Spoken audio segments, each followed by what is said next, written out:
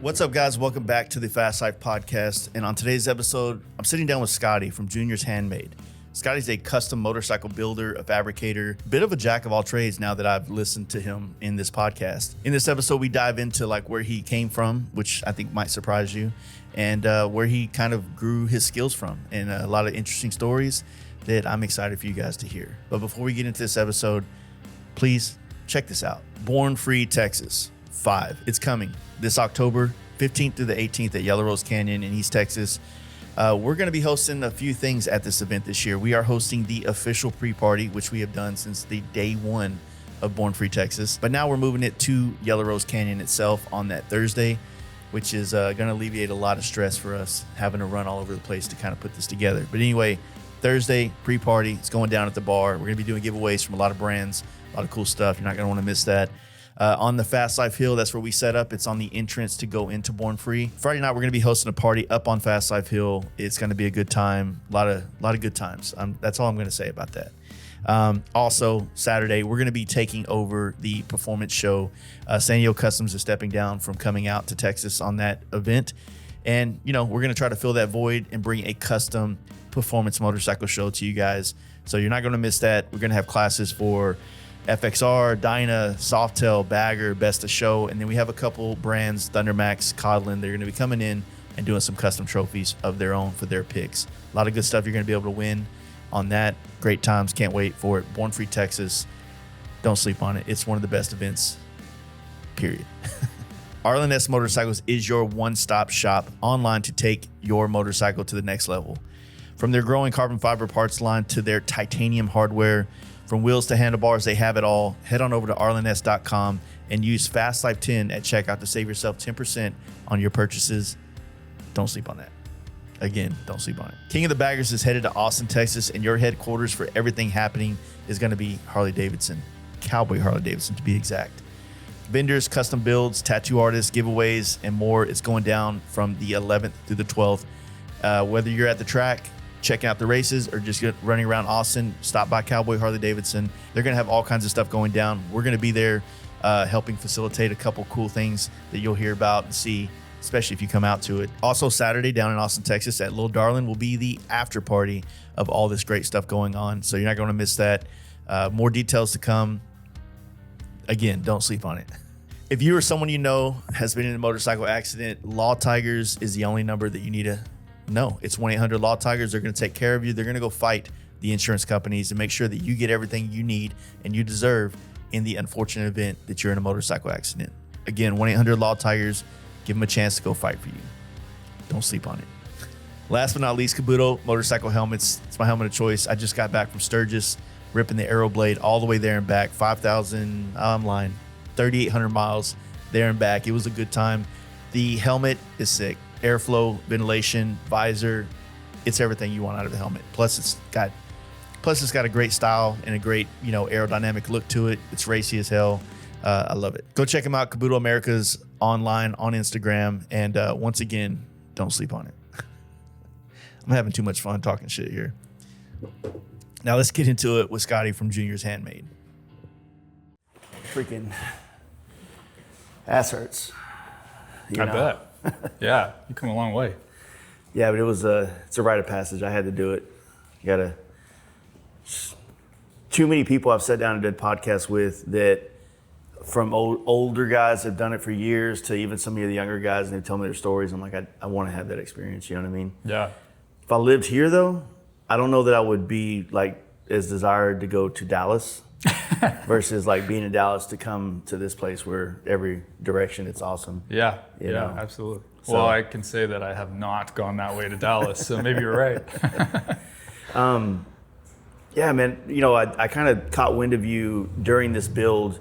You had a lot of products that solved a lot of problems on my bike build, and with them all being stainless and polished, like it was just an easy thing to jump on and grab, and again solve a problem on my bike. So, and then after following you for the last almost a year now, I think I've been following you for longer than that. It's just in love with the work, man. And so I wanted to sit down with you and hear all about it, hear where it started from. So yeah, thank you. No, I appreciate it. It's cool to have you here too. Yeah. and not do it over the phone or something like that. So it's awesome anyways, just to have you in the shop. So yeah, I appreciate it. So where are you from, this area originally, or? Nope, I'm not from here. I'm not really from anywhere. Moved around a lot. Born and raised in Australia. Oh, okay. So I am Australian. Most people don't know that because I've been here a while and I don't have an accent. But moved here permanently when I was like 15, and then lived up near Moore Bay area, if you know where that is, like Central Coast. Yeah. Yep. San Luis Obispo, Moore Bay, and then I moved down here probably 9 years ago. So where did you start picking up all these skills and machining, welding, fabbing? I mean, you have every tool that I have in my marketplace is right here. So let me know if you go out of business. Hey, yeah, fire sale. Take it all, man. Probably high school. Okay. I worked in high school, got my driver's license a little bit late because I came from Australia, so it took me, I think I was like 17 when I could like qualify to get a driver's license. Yeah. Got a driver's license. Me and my dad were driving by. I saw a 2000 Mercury Cougar on the side of the street. I thought it was cool. That was like a new design, didn't they? Oh yeah. Yeah. Had like a decent sized 6-speed or a 6-cylinder with a 5-speed. Mm-hmm.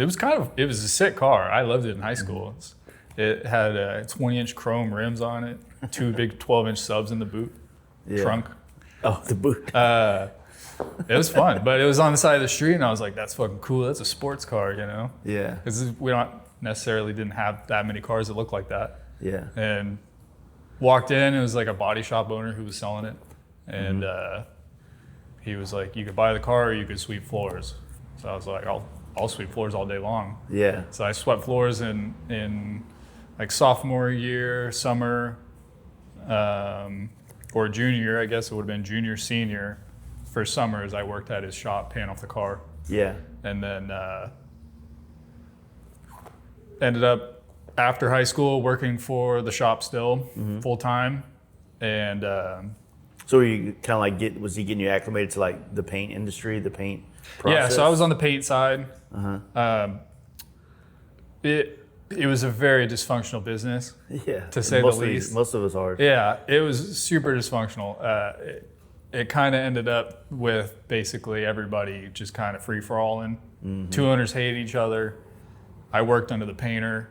He didn't want to work, so he was like teaching me, but really just didn't want to do anything. Yeah. So I started painting more, and then he quit, and they were like, well, you want to just keep painting? And I was like, sure, I guess. I was like 18, 19, painting full-time for a body shop with zero experience. Just basically what the guy had taught me before he bailed. Yeah. And then the 2 owners of the shop really butted heads, and they stopped showing up. So then we're learning how to estimate and like whatever. I'm like, no one ever is going to hire me again to paint. Yeah. Because I have zero credentials and too young to be doing this probably. Yeah. So I was like, I can't let this shop die. Yeah. So I'm in the office, I'm writing estimates, definitely all wrong, telling people, oh, your credit card machine's down, you're gonna have to pay cash, I'd hide it all in my toolbox and like pay everybody. And nice. It was kind of a crazy couple of years. I hired my best friend to be my helper. So the owners just kind of dipped out of it? They stopped showing up because they hate each other. So each one of them thought the other one was coming in and keeping the shop going. But it was me and like the body guy just doing whatever we could. That sounds like a good premise for like a sitcom. It was a straight sitcom. Yeah. The body man helper was always so stoned. Did the best job ever, but it would take, 45 minutes to get your point across. Yeah. I had my best friend helping me. We were on a complete other side of the building, so we just ripped music all day and, 3 o'clock tall cans every day. Hell yeah. It was fun. Time and a place, it was super fun. And that's like up in the San Luis Obispo area, huh? Yeah. Yep. It's beautiful up there. Every time I get to ride, I've always said that Central Coast from like, because San Luis Obispo, or I think the town you mentioned before, was it Moore Bay? Moore Bay. That's kind of like where you finally get on the coast and see like the iconic stuff, the Hearst Castle and Yep, exactly. Big Sur and all that. So, but like Pismo, San Luis Obispo, those towns, like they feel removed from California, but still like an essence of California there. Yeah, yeah, I mean, very much so. They're kind of hard to get to. Not hard. It's just it's not like a quick drive. Yeah, it's like from here you got to get through LA. Yeah. Depending on what time that is, that could be an extra 2 hours of your drive. Yeah. So it's depending on where you're coming north or south, you're coming from 3 hours away. Yeah. So it's always kind of, I guess, kept it a little bit removed. Mm. I took for granted living up there when I did. Is it like super expensive there? Yeah, it's very expensive. For real? Yeah, I moved down here and it was cheaper, and people were like, that's crazy. How are you going to move down there and afford it? I'm like, I got a place to myself for what I was paying for a room, Yeah. It's just different. But it's beautiful. And when I go back now, I definitely appreciate it more. Mm. Well, I mean, like if you live here, like like I said, it's 3 hours away. So it's not like it's removed. You can go there anytime for the most part. Is your family still there? Or? No, I don't have any family there. For real? My sister lives in Philadelphia, and my dad lives in Mississippi. Damn. Just came to America and just spread across the land. Huh? Yeah, I mean, we all used to live here at one point. We all were in separate places. Yeah. We all moved here together, not together, but kind of, if you're going to move there, I'm going to move there too. Yeah. And that was awesome. We were all within 10 minutes of each other. Nice. And then my mom, the rest of my family, and my little sister, they're still in Australia. Oh, okay. So we're pretty well spread out. Yeah, for sure. So, you're doing this whole paint and body thing. Like, how does that transition to start?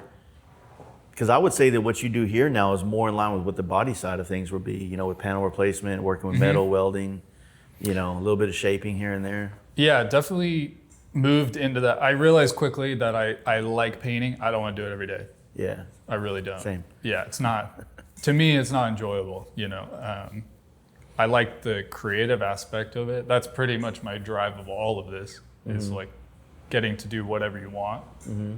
But yeah, I didn't like doing it every day, that's for sure. That shop finally imploded.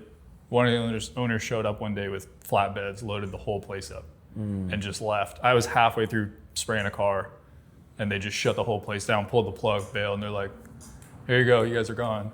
I'm like, that was it. Damn. So I answered an ad on Craigslist for a hot rod shop. Okay. And they were looking for somebody to do paint work, like paint correction, small jobs. Yeah. So I went to work for them. That shop was in Moore Bay.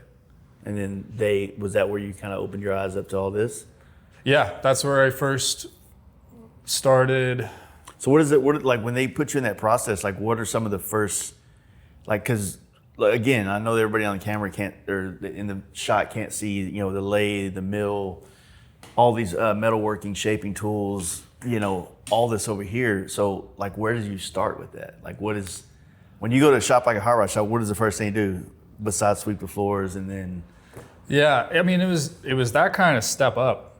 I went into that shop definitely lying about my skill sets. Yeah. But I think they probably knew. They probably just wanted cheap labor also, I don't know. But the first project that they gave me was doing full body paint, everything on the guy who owned the shops. He had a 31 also. So it was like, here you go. And that was pretty much like the first thing I did for the first 6 months or whatever. And that was, it was definitely, that was the first time that I've been given like, here's the car. We want to you do everything. Yeah. Because before that, it was just, you get it from the body guy, you just finish it off, spray it, buff it and gone. This was like, here's the metal too. Yeah. Can you weld? Not really.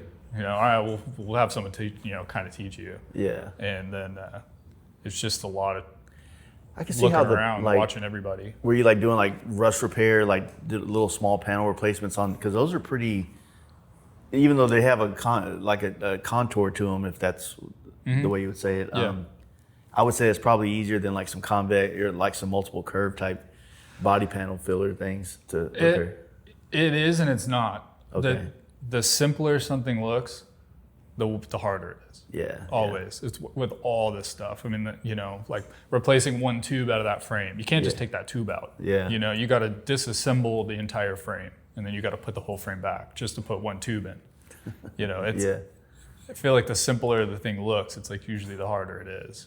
Oh yeah. These, especially these cars, even panels that look flat, they have so much shape in the panel. Oh, they do. And if you replace it with a flat panel, it'll look absolutely terrible. Yeah. Or even one that you try. Yeah. That whole realm of sheet metal shaping is still very far off for me. Yeah. Tanks and fenders and stuff I've dabbled with, patch repairs and patch panels, but I know some guys who will do full panels from scratch, and it's incredible. Yeah. Yeah, I get wrapped in those little reels or whatever they would call them on like YouTube, Facebook, Instagram, and just watching someone like do some stuff like that, and then metal finish it out with just a little dolly hammer, and I'm like, God damn, it's so cool. Yeah. It's a lot of work on that car. I'm basically replacing everything. The lower 6 inches was rotted, so that's kind of like where that project's at now. Is I have to do all the sheet metal On the bottom. all on the bottom. Damn. Yeah. So that's kind of, I guess that's where it started so much. That's probably like a good way to get into it. You know what I mean? Like small panel replacement, and then you get familiar with the tools, right? It's like muscle memory. You start kind of. That's where I used the lathe for the first time and a mill for the first time.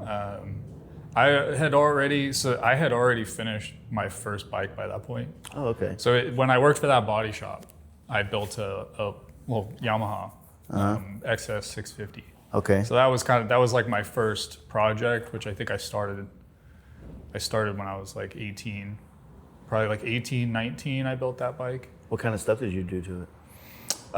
So I bought someone's project that was basically just a frame that was already hardtailed, crooked. That was my intro to fixing frames. Now I got 1,000 of them, but it was like a frame, pretty much done project. It just needed like mounts for everything, built. It was more assembled. Yeah. I think I made a sissy bar, handlebars. I couldn't really weld at that time, so it's like the body man helper. He welded everything for me, and I tried to metal finish stuff as best I could. So that was kind of the first one.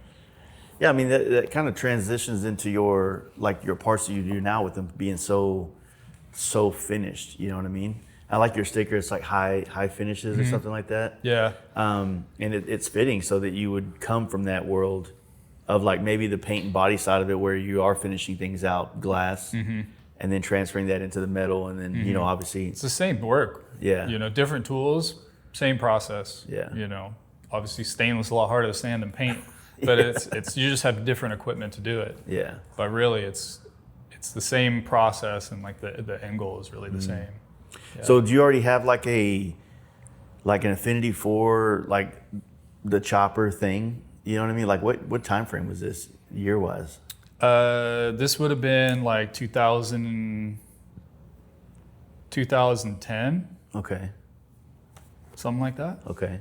I would have been right out of high school. There was a big cafe style movement, I feel like, around that time. Yeah. You know what I mean? That was more what you would see around like where I lived. Okay. At that time, I didn't really have anyone that I knew that was into old bike stuff. Yeah. Didn't have that excess for long. As soon as I finished it, it was like on to the next thing.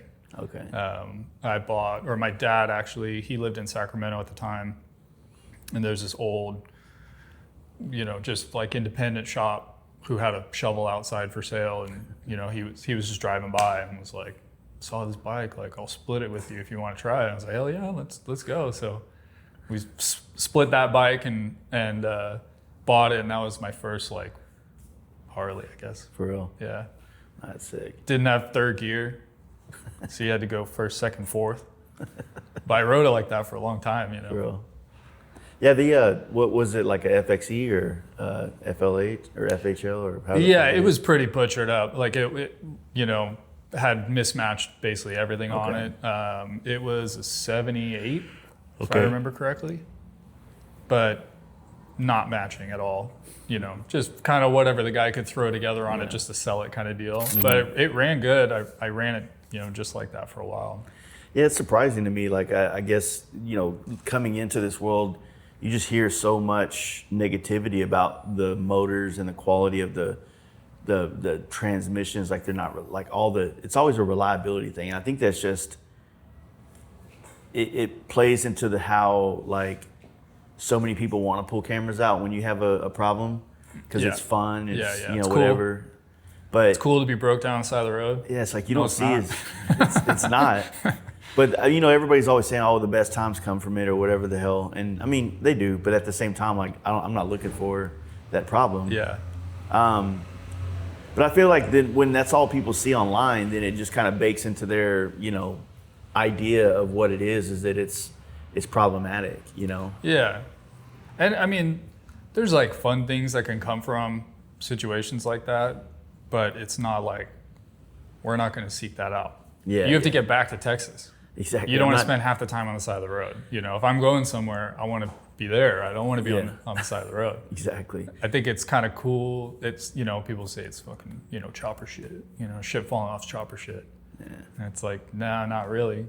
Yeah. And that's kind of what you know, and like I said, I got to watch what I say while I'm still, you know, 1,700 miles from my house. But, yeah, you know, nothing, no issues, no loose bolts. It's like, when like properly torqued, a little bit of Loctite here and there. Yep. It's pretty solid, man. Yeah. I mean, it really is simple, but you have to check it. Yeah. You know, every time we're going to go somewhere, everything gets a full check, you know, because nobody wants to be the one person who's having issues on a trip. You know, everybody wants to keep up the same. So. Yeah, and cause everybody else to have a bad trip. Yeah, I mean, it's happened to everybody. Everyone's been on the side of the road. You know, we've been on the side of the road, 10, 150 degree heat, holding shirts up over the person working because otherwise he's gonna pass out. You know. Yeah. It's not. I wouldn't say it's fun. Yeah. I think it's fun. Okay, well, somebody runs out of gas. Oh, okay. Well, somebody goes like yesterday. I ran out of gas. I was leaving Venice and I was on my way up to Simi Valley basically, and I knew at the end of Lincoln Boulevard there was a gas station right before I-10. And I'm like, all right, I'm gonna get gas there before I get on the highway. And lo and behold, it's under construction, so there's no, and I'm like, all right, well, fuck it, I'll just jump on the highway. And they don't have like the signs that say this exit gas, food. And I just thought they would have it. Yeah. And so I got over there by, I think it's UCLA where I was at, and it just, and I have zero reserve. So when it does that, same. It's time to put some gas. And then I left my little gas can at my aunt's house. Of course. So pull over. Gas station's a half a mile away. And I'm pushing on the sidewalks on the side of the street, just laughing. Fortunately, it was not that hilly. Yeah. So it was like a slight incline, but nothing like... That's enough though. It is enough. You push the bike far enough up a slight incline and you'd be sweating it. There was a part where I cut down this alley, and I knew that where the street was, it went up to the heavens, I guess. The next street over is where the gas station was, and I was just hoping when I turned that corner that's flat. Yeah. And I got so lucky it was, dude. I was fucking shitting bricks. Yeah. I was just gonna have to leave the bike here and walk up there and get a gas can and come back. Yeah, sometimes that's easier. Yeah.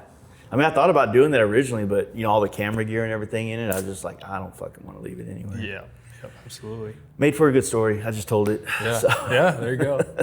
Yeah, and it happens. Would have rather not had to deal with it at all, though. Yeah. Yeah, and I mean, shit happens all the time, right? Yeah. They're not reliable. I mean, they're reliable if you stay on it. If you let them sit and you let them just sit around or whatever, they're not that reliable. Yeah. I mean, really, the best thing you could possibly do for these things is just use them. Yeah. Use them every now and then. Keep them running, especially with shitty gas here. So, like letting gas sit in them, that'd be enough just to give you a bunch of headache. So with you having a paint background, where's the paint at? I like chrome. Chrome is cool. It's hard to paint in a shop like this because everything just gets annihilated. Yeah. Everything gets covered. I'll do it, but we Dexter this place out with plastic and cover everything up because. Well, I think the shop's got a good, comfortable space. Like everything is very organized. You have everything on casters, so you can pull it out and work on it out here in the open. Like it's very methodical, is a word I would say. Yeah, it's it kind of has to be. Like I'm I'm here by myself every day but Monday. Monday I have a helper. Yeah. Jesse, you've seen him on my Instagram. Yeah. He's the best. He saves my ass when it comes to like keeping the part stuff going, because it's too much work for one person, but it's also, not enough to have like a real employee. Yeah. But yeah, I mean, one person's great. Two people, we can kind of bump into each other a little bit, but it's kind of important, it's just any business related, whatever. You have to do it in whatever time frame you figured out is like how much you're going to charge. So, I can't be moving stuff around constantly to get one thing out to do one task and get another thing out to do another task. Yeah. Otherwise, then, what you make an hour starts getting real slim. Yeah. That's probably the next phase for myself as well, is like really, I just took on one of the first builds I'd done for a customer in probably 10 years. And it was way more, like I kept track of things a lot more than I ever did, 10 years ago. 10 years ago, it was like, I'm gonna do it for $1,500. This is, you know what I mean? Just, and then sometimes I got it done quick, and sometimes I spent 2 weeks on that $1,500 job, right?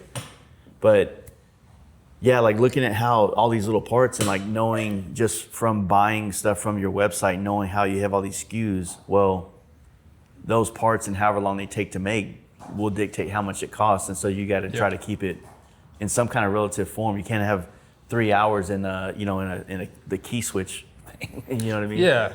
I would love to have more things. Yeah. I'd love to have more stuff for sale, but it doesn't make any sense for me to make them. Yeah.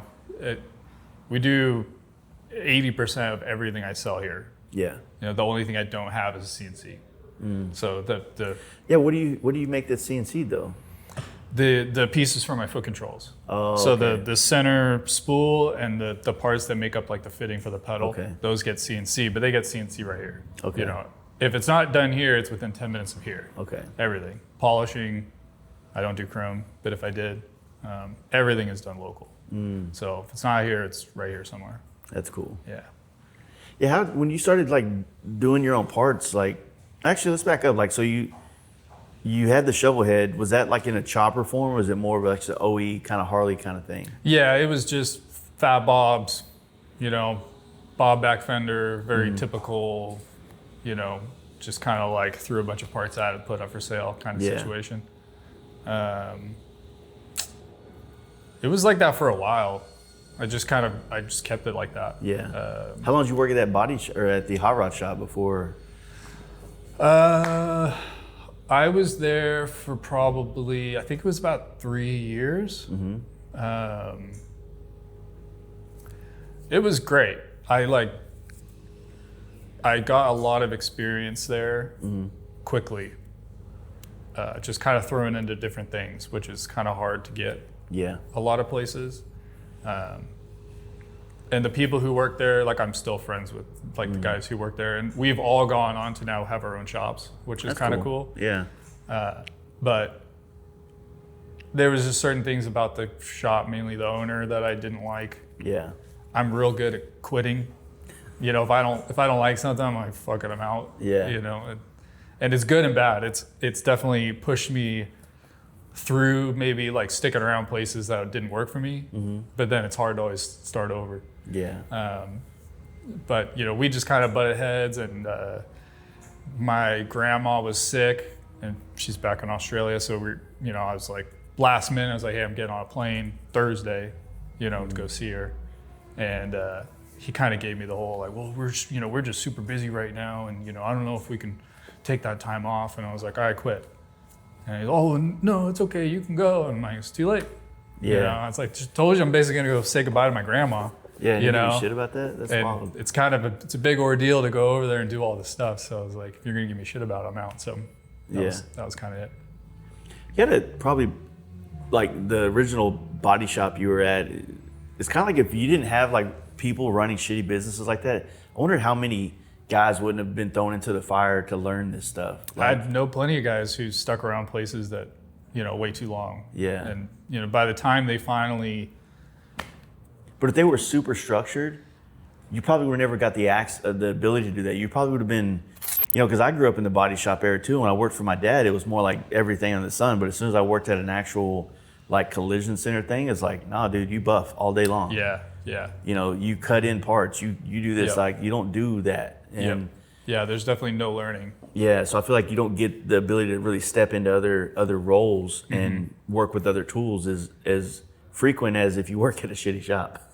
Yeah, and I mean, the owner would go away. He actually was cool. I mean, the things that I'll give him credit for is like he let us use the equipment. Yeah. So like when I started customizing that shovel, you know, I did a lot of it there, and he was okay with us staying and you know, using his equipment. So that I'll give him all the credit in the world for. 'Cause, Yeah. you know, I had an 8x8 shed with no floor in my backyard and my bedroom. You know, those are the two places I was working on all my stuff. Yeah. So, you know, if it wasn't for having that shop as an option to, you know, use his equipment and stuff, it probably wouldn't have also like gone the direction it did. So would you like get into like this version of the motorcycles? You know what I'm saying? What do you mean? Like just full on choppers? Because like, didn't you say it was more OEM style Harley stuff? Yeah, but I mean, that one turned into a full custom bike. Okay. So that was the first bike that I ever did everything, you know, foot controls and you know, all the setup stuff and sissy bar, and I made my own headlight, and I made like, I think that was the first seat I did, you know, everything was that second bike. And I was influenced by, at the time, I feel like then it was very different where if you wanted to be noticed, your bike had to be pristine. Everything was painted nicely. Everything was chromed full, you know, everything was done. Yeah. And that was the goal of building custom bikes was, you know, if you want to be noticed at all, or you even want to sell the bike, everything's got to be the best. So that's kind of was the only direction I felt at the time. I was like, okay, if I'm going to build this bike, if I want to try to sell it and do another one, it's got to be everything as best as I can do it. Yeah.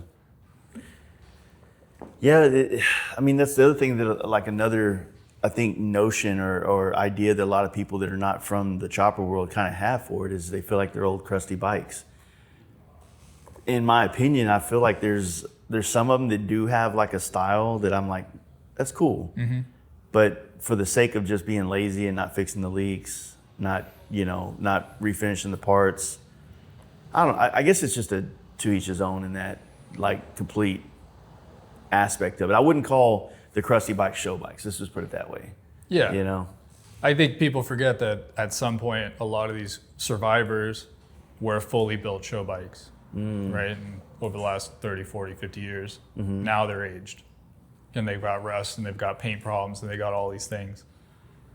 That's sick. Yeah. That's the coolest thing. There's nothing cooler than that. Yeah. You know, it's having a bike have 50 years of age on it. I mean, that's cool. Yeah. Guys spraying vinegar on their raw metal and hosing it down to have fake rust. I think that's pretty stupid. Yeah. You know, and it doesn't take that long. You know, every bike that comes out of here is fully finished. Yeah. You go on one couple 1,000-mile trip and that thing has some stuff on it. Yeah. You know? Yeah. It doesn't take a whole lot. That's why on mine I went with polished, like aluminum and polished, you know, is what I could, like the stuff from you, because without it being chrome, like I knew it would tarnish a little faster. You know what I mean? Yeah. Not that I could keep it up. I could keep, you know, polishing and cleaning it, but I kind of wanted to have that broken in look, you know, like the way my rocker boxes are, like they have a great patina where from here it just looks silver. But I didn't want to polish them out to, you know, chrome or whatever, but I don't know. I'm with you on that. Yeah. Well, and you can continually wipe it down. Wiping down your bike is also very important for making sure things are tight. Yeah. You know, it's a good, easy way to like, oh shit, my exhaust is loose. Yeah. You know, just giving it a wipe down. I don't know. I like longevity of things. You know, I tried everything I make. I wanted to outlive you owning that bike. You know, so that's using materials. Stainless steel is best material there is, I think. You know, you can make something from stainless and it'll survive everything, you know, compared to other materials. So I like that aspect of it.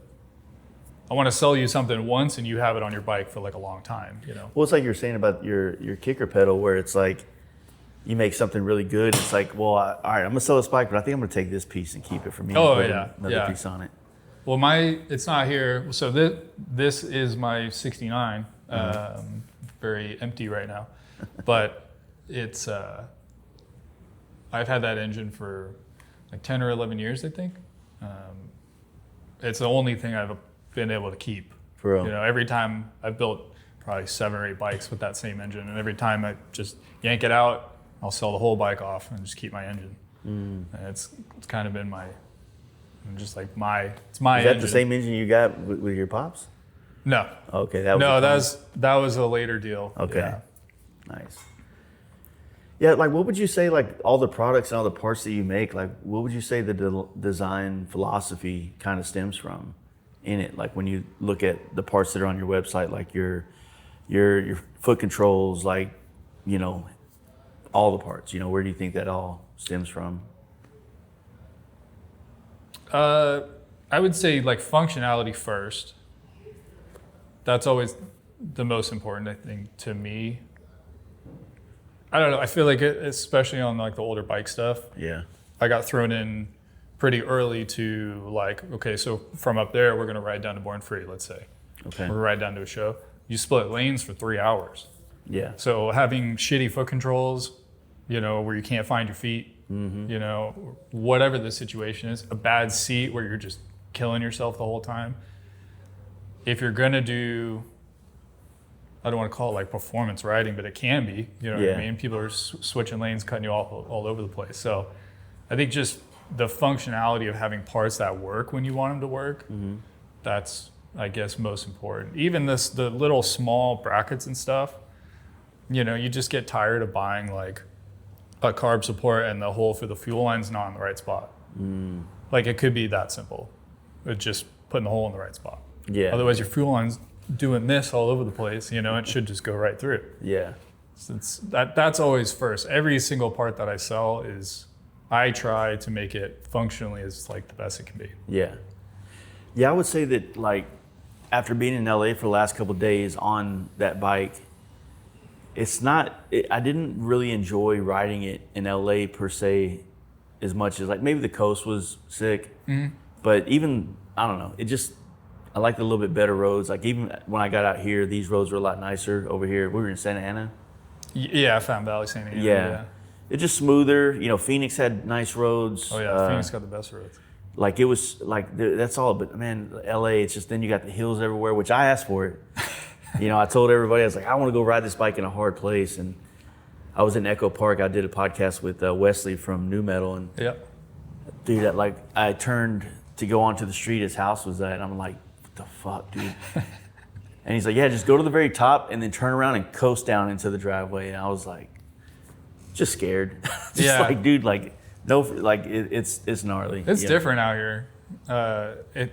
You know, when you leave from here and then you go, you know, and you're going through other states and you get to taste their roads and you're like, fuck. Yeah. Our roads suck. You always know when you're coming back into California because it goes from a smooth drive to all of a sudden you're kind of jiggling around a lot. That's exactly. I'm not gonna like pay any homage to Dallas roads either. We're plagued by construction on our highways till the end of time. Yeah, wow. So are we. Yeah, you probably been riding through it. It's gnarly, and you know, you take your eye off the road one quick, and next thing you know, you better have your tongue in your mouth, dude. It'll fucking come off. Yeah, it's crazy. Yeah, but yeah, it's different. I think you go ride a lot of other places, especially like other states. I liked being here, but also I'm like, man, I would love some of these. I visited some friends who have, you know, the most epic hour-long rides that, you know, they're 10 minutes from their house. Yeah. I'm like, God, that sounds pretty good. Yeah, you're probably a little ways before you get to like other than like maybe a coastline, but isn't all the coast here kind of like lots of like slow traffic? Yeah, you know, little town. It's all stop and go. Yeah. But then if you want to hit the hills, you either got to go east or north, right? It's an hour plus to like get out anywhere and people will disagree with me, I'm sure. They'll be like, I love riding PCH. I fucking hate riding PCH. Yeah. I mean, depending, there's nice stretches, Yeah. but there's people commute on PCH here. Yeah. Yeah, so it's just like, doing 5 o'clock on PCH is no different than being on the freeway. And you're splitting lanes the whole way. I like getting here and I'm like, sick, now I can split lanes. And then after 15 minutes, I'm like, fuck, I just want to just drive. Just want to ride? I just want to ride. Yeah. And even like on the chopper, it's super easy. I mean, obviously you can fit through some nice little spots, but like I said, with me, always like trying to be ready to throw it in neutral and kind of gather myself, it's like you're one-handing through everything, a lot of it.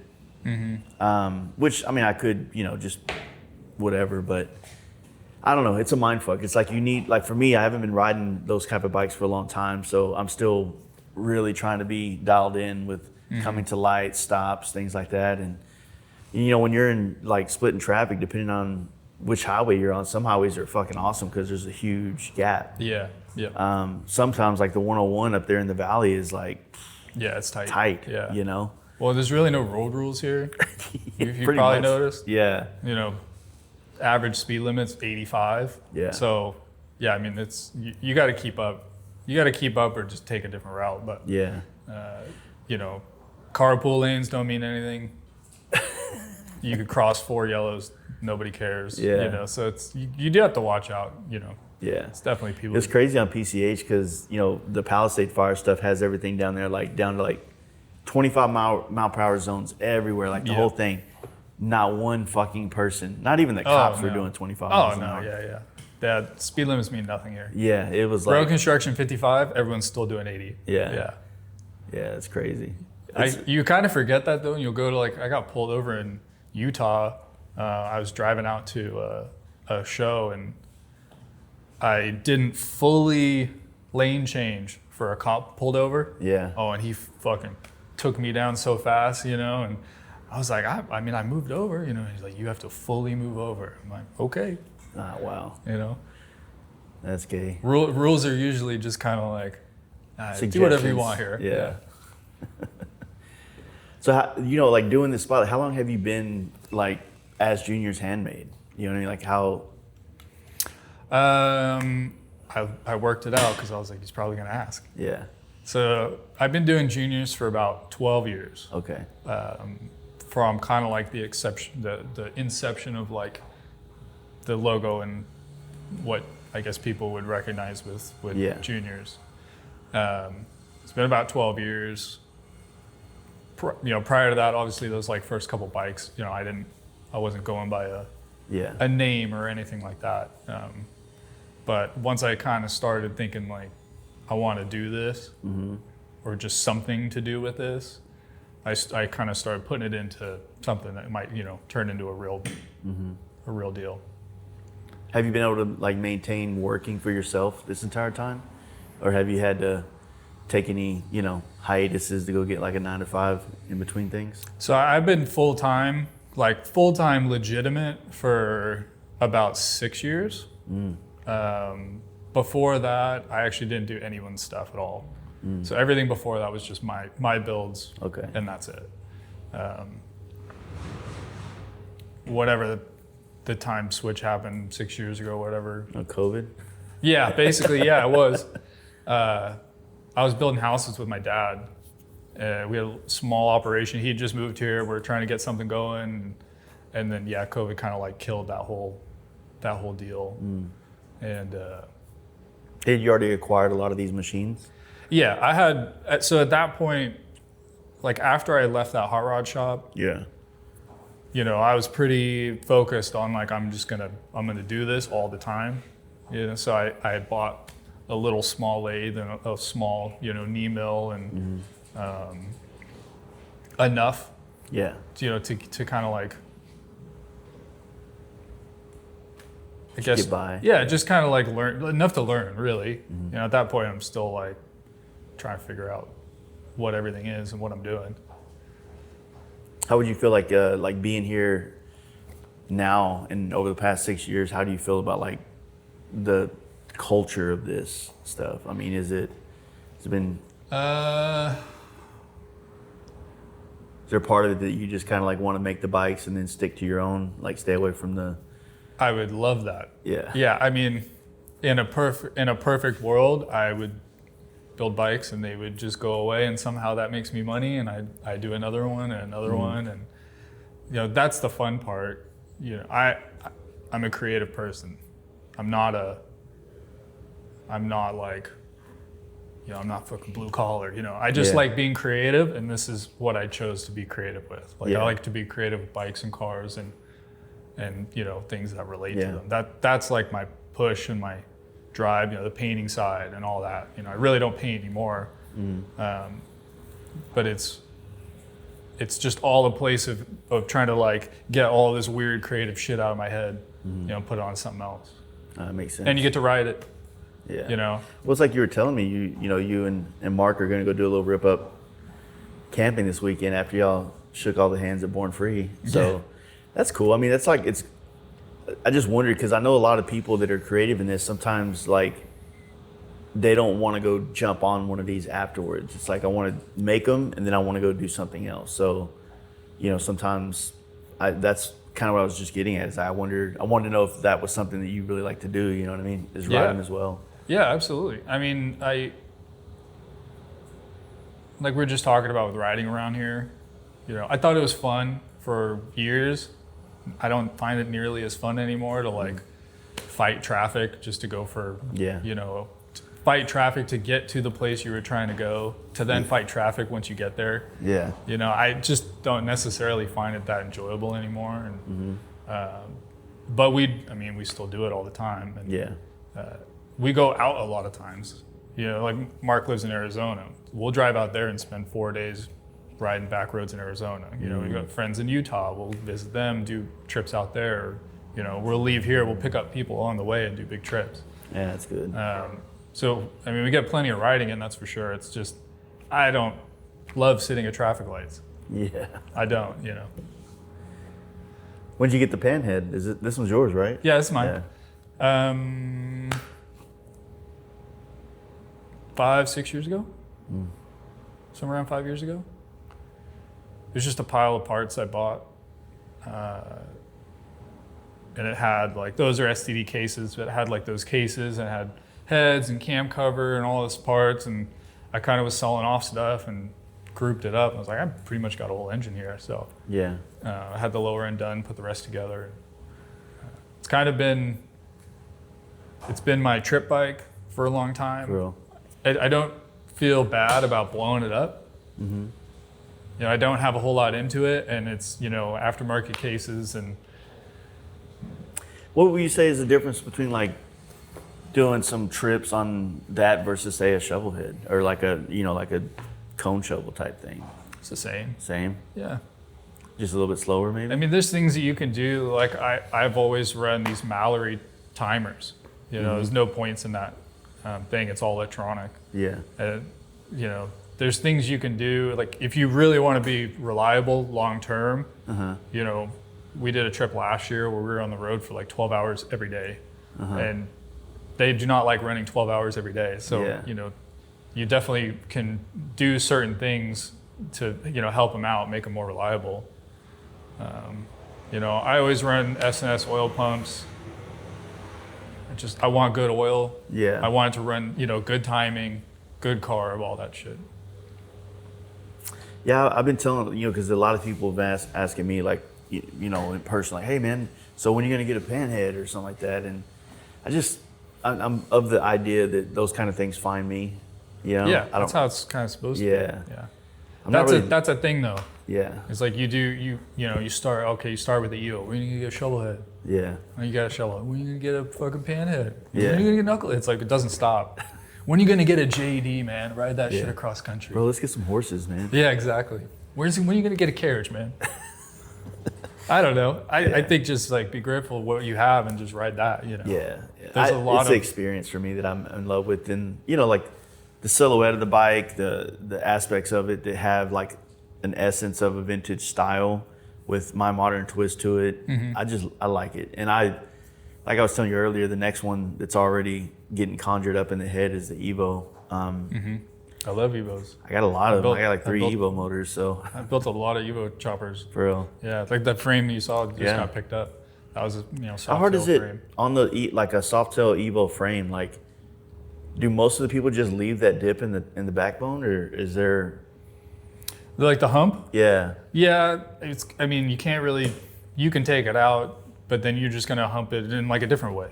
Oh, okay. Because it's still like the way the neck's coming off and the. It's just, that's your head clearance. Oh. So if you ditch that, the only way to ditch that is going higher. So you go higher, you seat post, right? You can go from there, but you'd have to go like higher in the neck, and then you can clear without it having to kind of like, come back down. But yeah, because Evo motors don't typically fit in shovel head frames in the older. No, not without quite a bit of work. Yeah. Yeah. But they're the best. I mean, me and Mark, we joke about all the time. We're gonna sell everything, build 2 Evos, and just ride New York. I don't know. Yeah, I think I would be much more after riding this one. It's kind of going back to what you were talking about, how you design your parts and stuff. Is it now after riding this, like I know the things that I want to do on the next one to dial myself in. Yeah. Not that that's bad, but you start to fine tune things down. Like, all right, well this in theory was a good idea, but it needs to be a little more like this now. Mm-hmm. Yeah, and so that doesn't stop. Yeah. I do the same with like my whole parts line.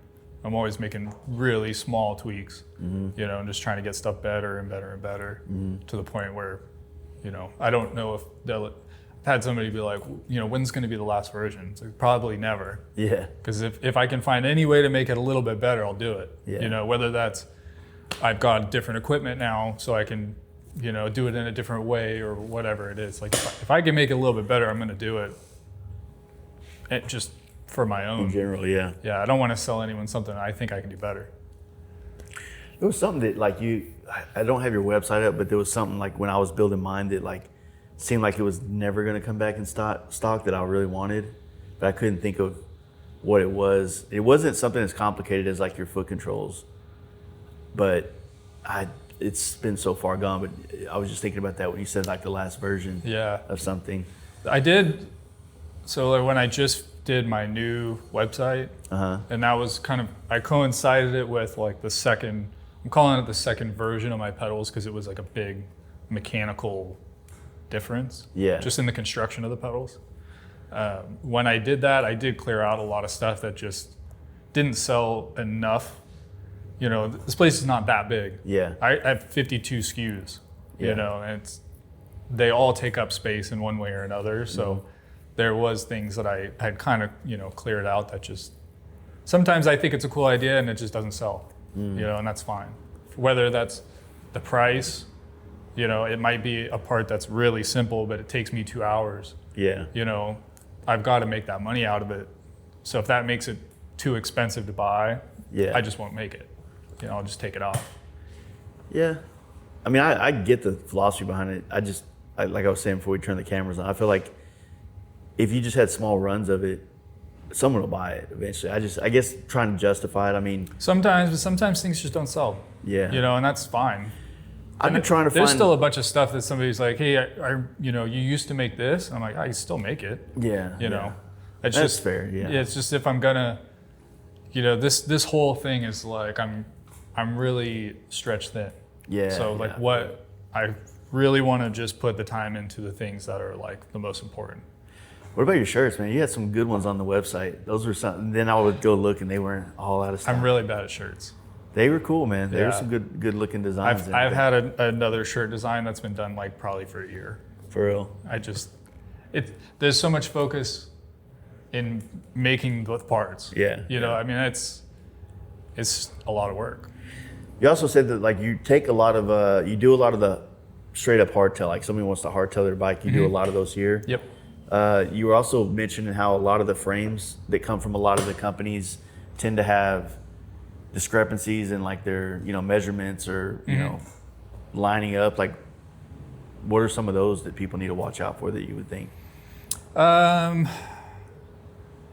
I'm not going to go naming names because that just ends up always backfiring on me. But there's just people who the concept of a pre-made hardtail. Yeah. It's never going to work every time because your frame itself is not the same every time. if I had, I mean, there's one shovel frame up there cut, but if I had two, I could bring them down and they'll be completely different. Yeah. You know, whether that's the width of the lower rails or the heights of the lower rails, or, you know, whether or not they put the seat post casting on straight, whatever it is, every time it's different. And you go to take, you know, a pre-made hardtail that's built in a jig. Let's say the jig is perfect. Yeah. You go to put that on a crooked frame, you have a crooked frame. Yeah. You know, it's just how it goes. You take one bad thing and one good thing, it's still a bad thing. Yeah. Yeah. Yeah. There's definitely some hardtails, some frames, and they go right together, and you're like, fantastic. Okay. But, you know, I've spent a lot of time cutting apart V-twin hardtails. You know, that's one name I don't think anyone gives a shit about. But, you know, from their jigs, if you look at that thing, it's like freaking crooked as hell. Yeah. You know, some people will send you right down the road. That's fine. If they want to do that, that's cool. But it's like, I want to send you down straight. So if you want me to fix it and I'm cutting it, moving it, it's easier just to make it. What's the cost difference between buying one of those kits versus just having one done? I mean, you're basically paying for labor over something prefabbed, right? Yeah. So, I mean, there's the cost involved with obviously making the whole hardtail. Yeah. You know, so there's, you know, All the parts that bends. have to be machined. We bend all the tubes. You know, we press and stamp the transmission plates, all that stuff. So every component for the hardtails we do. So there's the time to make that kit is obviously more expensive than V-twin making them in Taiwan. Yeah. You know, but the end result of the frame is unbeatable, just like your frame. Yeah. You did it that way with, you know, who'd you say? Fab Kevin. yeah. Kevin's kit. It's the same concept of you put the axle plates where they need to be, you put the frame where it needs to be, you build the kit around it. Yeah. You know, and then you can guarantee when you pull that thing out straight. You know, when you pull a frame out of a jig, it shouldn't spring back, it shouldn't, you know, boom. Yeah. All of that stuff is stress. So Yeah. now when you build your bike, you have a stressed frame constantly on your bike, you know. Yeah. Yeah. And that helps from, you know, not cracking, things like that down the road. Yeah. You I know. mean, you ride it enough, you'll break something. Yeah. You know, they just vibrate like crazy. It's just how they are. You know, honestly, I haven't felt like the vibration on this is as bad as I've had other bikes like hell, like M8 Softails. You know, they're rigid mounted motors to the frame, or, you know, hard mounted. Okay. And you feel that shit heavy in the handlebars, but it's not bad. That thing pushing to 85 miles an hour down the road, yeah, it's like, all right, buddy, we can do this for a couple more seconds, man. Let's go. And it just, the valve When train you gets can't loud. read the signs. Yeah. It's funny because like coming out here, there's different noises my motor makes. I know that sounds probably weird, but there's different natural sounds. Like when it feels really good, it's just you just feel like you're hearing the lifters and the all the stuff go. And then when you're on the highway and you're jamming down 10 and it's 100 degrees, there's another sound it makes. It just sounds a little more stressed. Yeah. You know. Yeah, I've noticed them both. Like I've gotten so familiar with the sounds and the feels and Yeah. you They're know, things emotional. like that. They're very emotional things. Yeah. And it's I think the longer you own something too, you can tell right away if you're like pushing it too hard or you know, ooh, it didn't like that, you know. Yeah. Nobody else would know, but My bad, dude. if you've had something long enough and you're kind of beating on it a little bit, you're like, didn't like that, you know. So what do you think, have you thought about like doing builders kits of your stuff, like selling it the way like Fab Kevin does for other I do. builders? Oh, you do? Nice. Yeah, they've been a lot harder. We kind of talked about this before.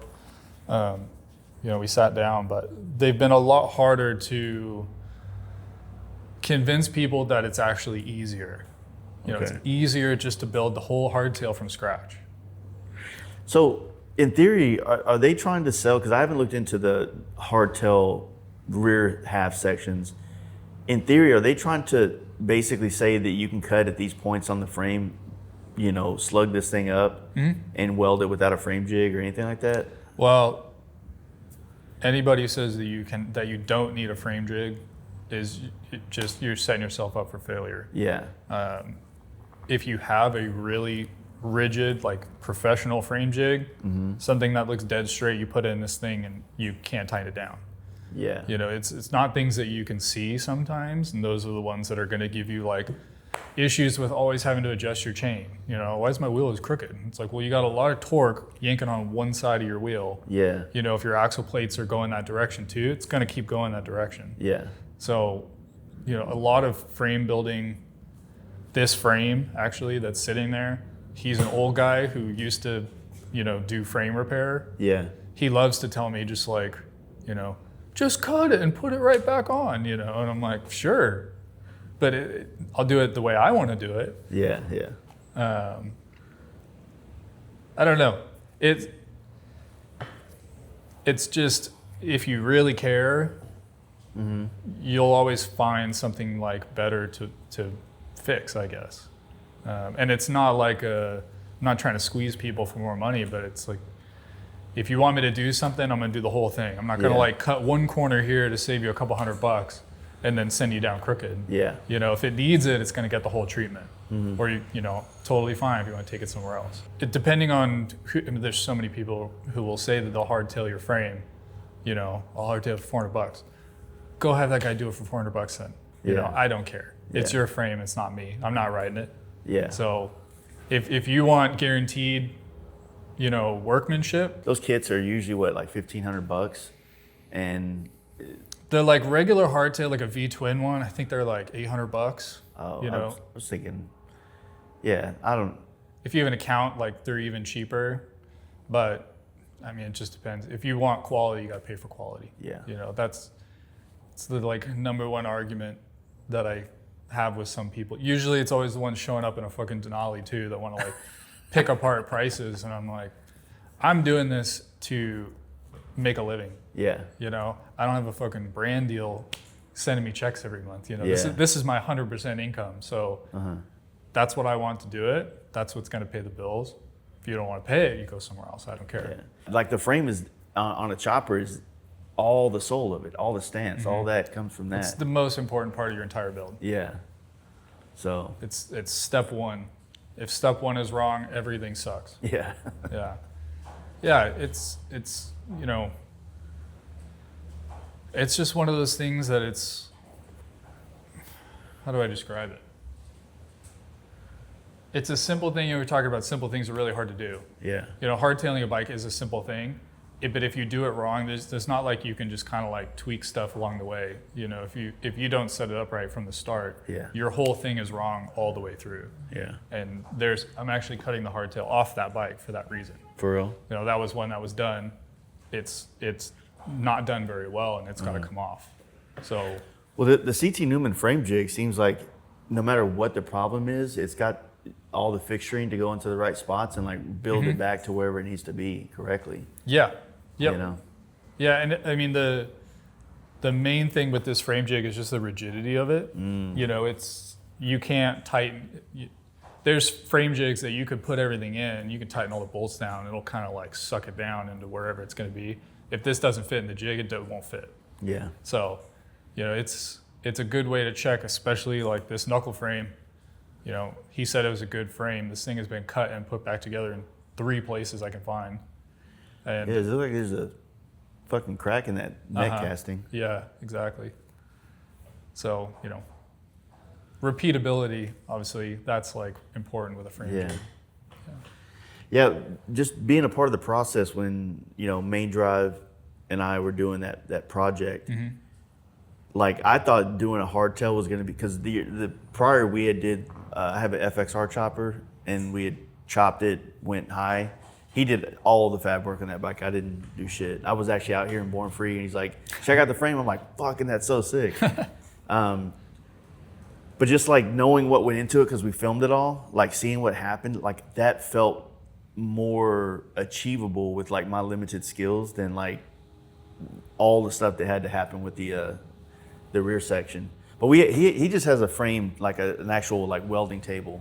It's like a inch thick or something like that, perfectly ground, smooth, straight, and then a neck tower. And then we actually made like with like square tubing, like a rear fixture plate for the rear of the bike.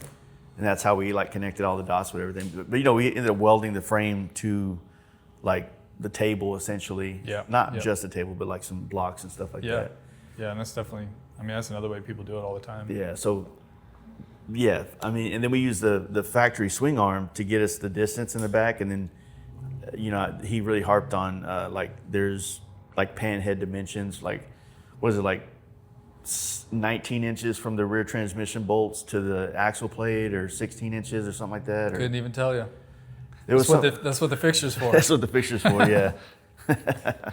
But it's kind of, you know, you could do all that, right? You could have a table, and every time you have to set up the frame and mock it up and measure or whatever. Yeah. Or you can, you know, there's pretty much always a frame in the jig. Yeah. So it's like if I did that every time, like we were talking about, it's like you got to get your time back somewhere. Yeah. So this thing, the repeatability of being able to just yank it out, make minor adjustments, you know, because every frame's a little different. Every time, lock it in, and then just start throwing, you know, bend tubes and start throwing them on. Yeah. Yeah, that's really the only way to keep it. What type of bender do you use for like all the? Do you have like one of the? I have that big one back there, the vertical bender. Oh, okay, I see it right there. Yeah, that's one of Christian's as well. Yeah, that's the handlebar one too, right? It's just tubing, any tubing. Any tubing. Yep. Yeah. Probably handlebars is like the most remedial thing you could make with that. The nice thing about that is since it's vertical, you know, you can put a 20-foot stick in it and just keep going. You know, it'll just keep bending. Nice. Unlike a horizontal bender where you start getting into long parts, you know, you're moving bikes away to keep swinging that thing around. And so it's good. Tools, I like man. Like I know these are pricey, but they just seem like such a problem solver. You know what I mean? Yeah. And I don't know of any. I mean, that Chop Source one is just like you were saying. It's all bolted down, like U-joint style, or just like. It seems like there could be room for error in that. Oh, there's a ton of room for error. Yeah, and that's kind of like what I was saying. You know, there's always going to be somebody willing to do it cheaper. That's fine, go do it. Yeah. You know, I had that was like my first frame jig was one of those. Yeah. And I did a lot of stuff in it. You know, and honestly, it's fine, but the amount of time you spend making sure it's going to be fine. Yeah. You know, so you don't accidentally do something wrong. I don't know. It was worth it to me, just with how much work I do with frames, just to put the money in investing in, you know, something that's just going to be. What's a tool that you don't have that you really want right now? Oh God, where do we start? A better fab table. Oh, like one of like a real big fab fixture table. type table. Oh yeah, I've had this table for I don't know, 10 years, and every year I'm like, this year I'm getting a big fab table, and it's just. They're expensive, man. They're very expensive. Like the one I'm looking at is like 10 grand, and you know comes with 400 pieces of fixturing and tooling. And I don't do a whole lot of I don't make squares, you know, so it's a lot of that stuff. It'd be really nice to have, but if I was making gates all day, you know, that's well worth it. It's like the fixture thing, you know, for the frames. It's worth putting the money into it if you're going to use it every day, but I would love a huge fab table. I found a few. How big do you need to go? Or like what's a size? I want like a 5x10. What do you think you need it that big for? Just flexing? It's just so nice. It's like, you know, if I'm like, I got the cutting mat out and I'm going to like sew some stuff, being able to lay the whole piece out is awesome. You know, not be kind of like hanging off the side, making marks, flipping it around. Yeah. So you need to do it on a $10,000 table. So I need a $10,000 table just so that I can have a little more floor space. Yeah. I've been looking at them too. There's again, my buddy Corey Main Drive put me onto this company in Texas that does like a fixture table that seems to be pretty thick, but I'm looking for like a 3x4, 5 or 6 foot, right? Because I don't weld as much, but it'd be nice to have the fixturing. That way when I do weld certain things, I can clamp it down, keep it from... It's super nice. Yeah. It's really nice. I never really wanted one at first, but now that I've welded more steel and I've watched things move, you know, like it'd be nice to be able to lock it in and come back and like relieve it with some Back heat. to the frame thing. Yeah. If some guy wants to do it on his bench, go for it. I mean, stuff moves a lot. Yeah. Metal never forgets. You heat it up, move it. You know, there's ways of cooling it down so it doesn't move back. But you know, you can see metal is stressed, right? In the formation of metal, it is completely stressed. So you heat it up, you watch that thing wiggle. That's all the stress being released out of it. Yeah. So same thing when you weld. When you weld on and you're like, shit, that's in a different spot than where I left it. Well, it released all that stress, and that's where it wanted to go. So yeah, fixturing, pretty important. Yeah, keeps it all going. Yeah, I think a frame table will be. It's like this is probably last on the list because I'm not even at that point yet in my direction of going, but. I am one of those dudes. I'd rather spend the money on the tool that's the best of it than get didn't waste any money on anything else before it. Yeah, well, it's just what's important. I've had people talk shit about the Harbor Freight list. I don't fucking care. Yeah. I'm not gonna go spend $3,000 on a lift. I would love one. I would love a $3,000 lift. I would also rather put $3,000 into some more sheet metal tools. Yeah. That's going to be more important. And well, these bikes that you're putting them on, they're not that heavy. No. No, they're plenty. And I'm not a mechanic. I don't do any mechanical work. I don't have a bike up and down all day, so it goes up and it just stays there. Yeah. I'd rather put the money into things that are going to progress me a little bit better. No, I'm with you on that. Yeah. Did you ever get into making bars and stuff and offering those, or is that? It's not a market I have any interest in. For real? I mean, there's 60 dudes who make the same Flanders bars, and I feel like every year another handlebar company pops up, and I'm making bars now, and everyone's like sick, and it's just all the Flanders bars that have been available for fucking ever. Yeah. I don't know. It's if somebody wants to sell handlebars for $60. That's not a good hourly rate. Yeah. It's for me, I think that's the whole reason I've been able to be sustainable is I just kind of pick and choose. Yeah. I'll make bars obviously if it's for a bike that I'm building, but people who hit me up and they're like, hey, I want a set of 10-inch T-bars. I cannot make you a one-off set of 10-inch T-bars for less than the 20 places you can just go buy one. Yeah. Yeah. So I just stay away from that kind of work, or if somebody wants something, and I would rather just refer it off. Yeah. Hit up this guy. This guy makes pretty much what you want. Yeah. He's a good dude. He makes good bars. Go buy those bars. I don't need that $100. That bad.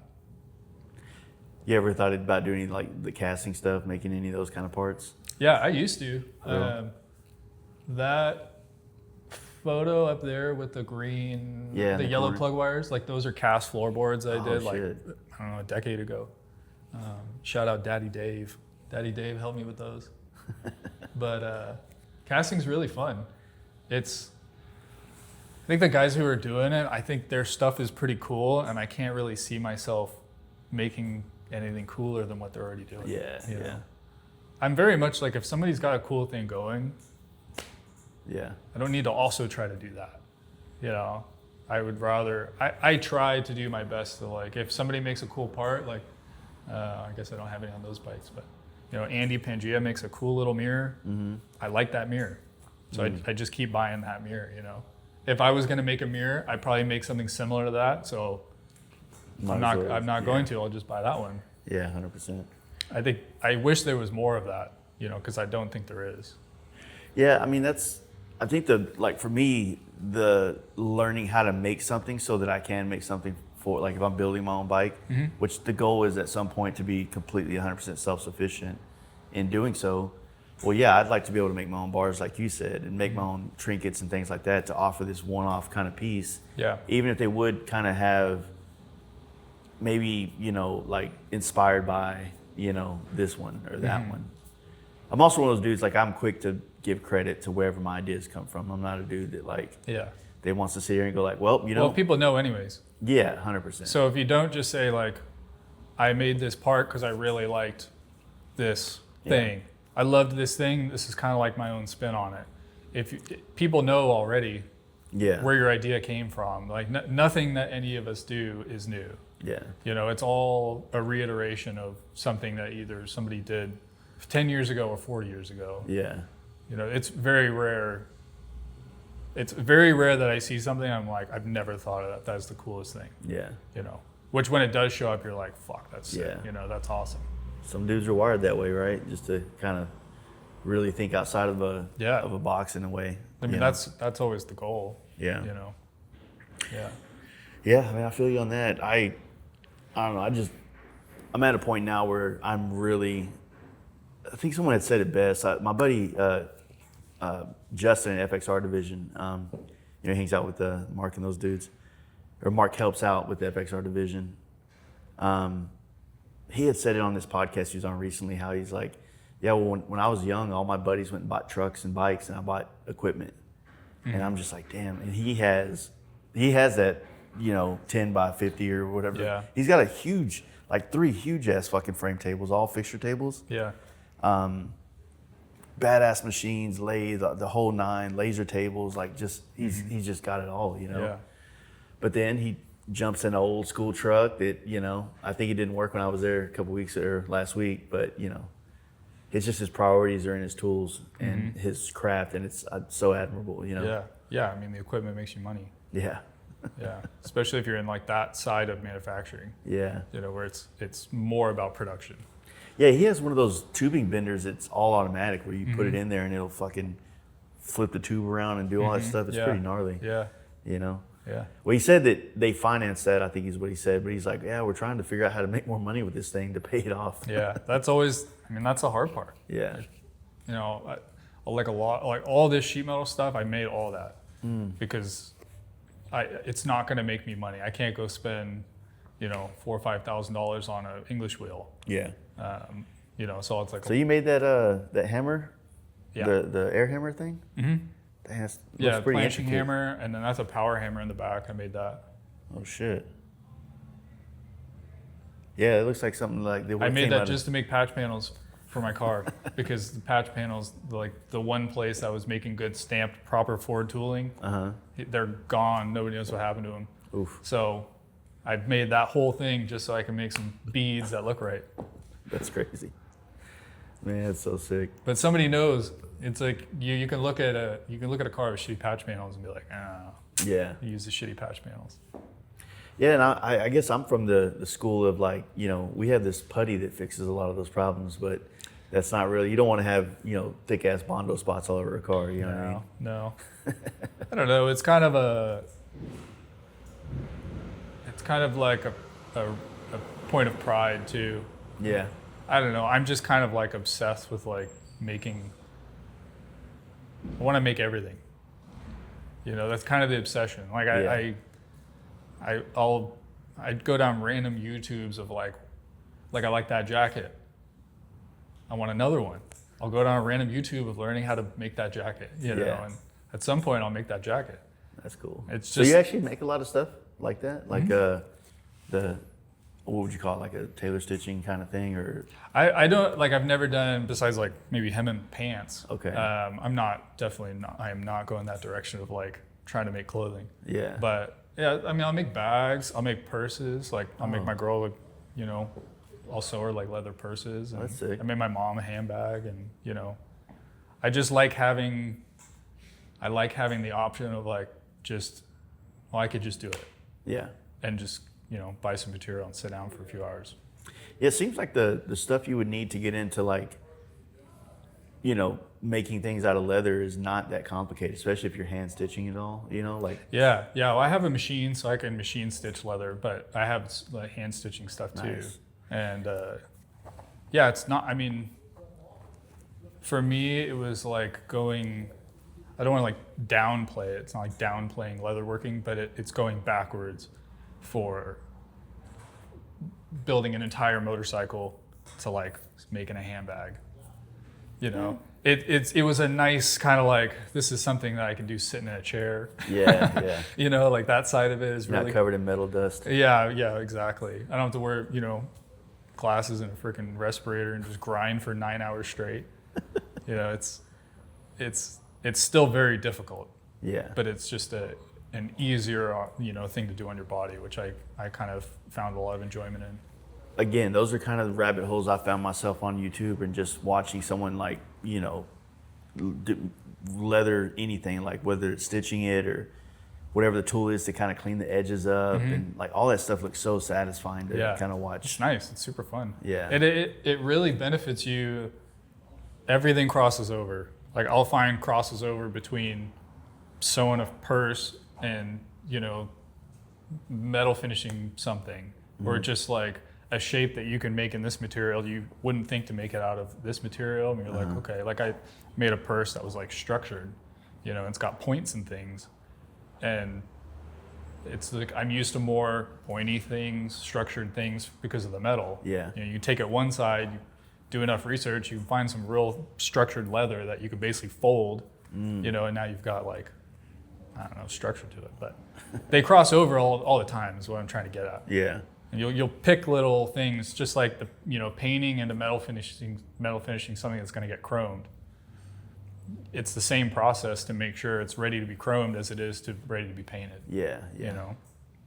Yeah, learning how to like metal finish, like that's been something I'm still in the process of learning, because whether it's on this or on the exhaust to clean up the welds, like that's a skill all in itself. I think learning how to weld the damn thing is a skill, and learning how to finish it out to look like it's one piece is another skill. That I guess those challenges have been what has drawn me to them so much. You know, like there is this aspect of now once the thing's done, you get to enjoy it or see it go down the road. But like I would probably work out more if I saw as quick of a result as the effort versus, you know what I mean? Yeah, yeah.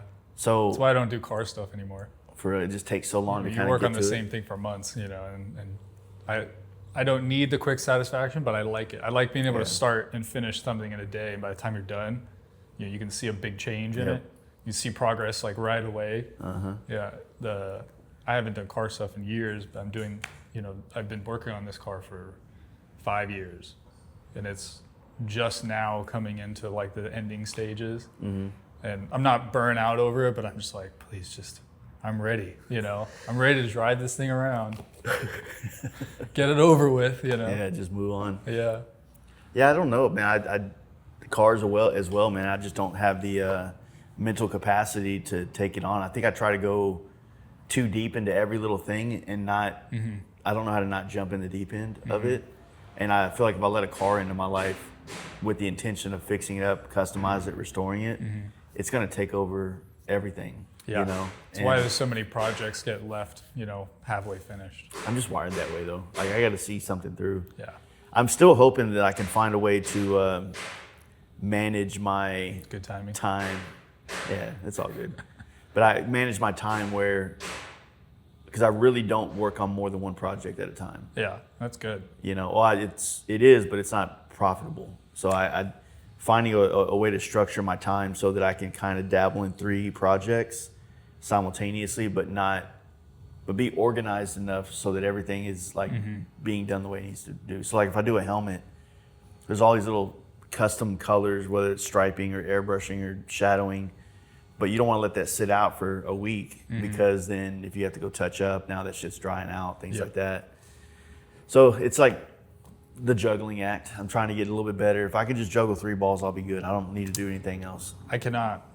I can't juggle. Yeah. I can juggle, but I can't juggle like that. Yeah. I mean, there's only ever one thing in here at a time. Besides frames, you know, that's like a kind of something separate that I schedule completely different. But you know, this is like my shop. You know, it's like where my stuff is as well. So, you know, sometimes people will be like, I want to come check out the shop, and it's like, it's kind of like saying like, I want to come to your house and go through your garage. Maybe go hang out in your bedroom or something. Yeah, like this is very much like my space. You know, there's a bunch of shit over there that's just my stuff. But for the most part, you know, like this is the only thing in here that is a customer project besides a frame. Yeah. You know, and that is my focus. The only thing that cuts into, you know, the custom work is if I have to like restock parts. Yeah. And I gotta, you know, make stuff. That's Mondays. You know, Jesse helps me every Monday. And that's all we do. It's all day long, you know, just try to get through part stuff.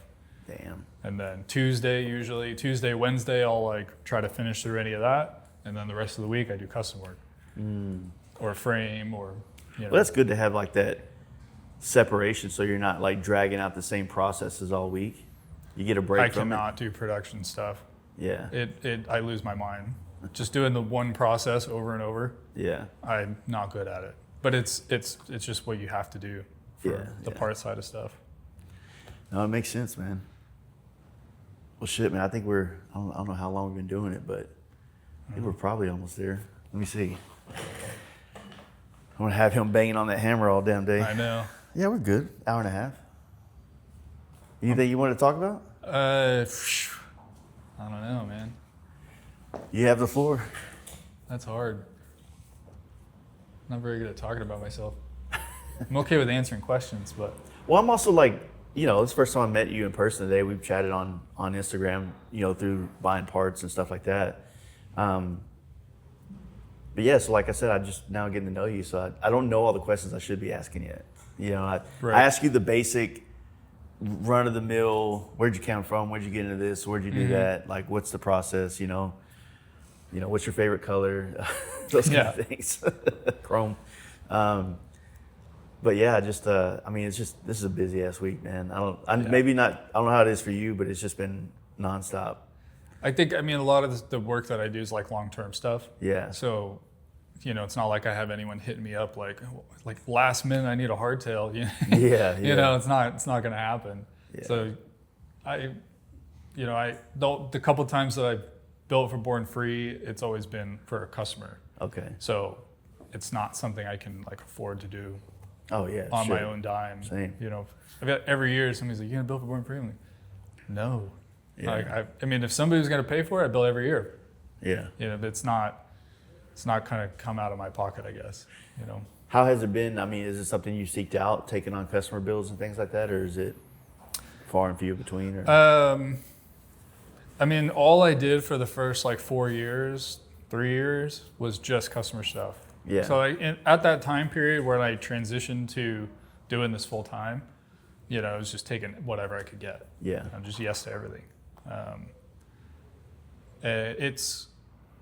That's great because that's what I would like to be doing. Mm-hmm. Like I said, in a perfect world, I would just work on stuff and somehow that equates to money and it goes away and I start something else, Yeah.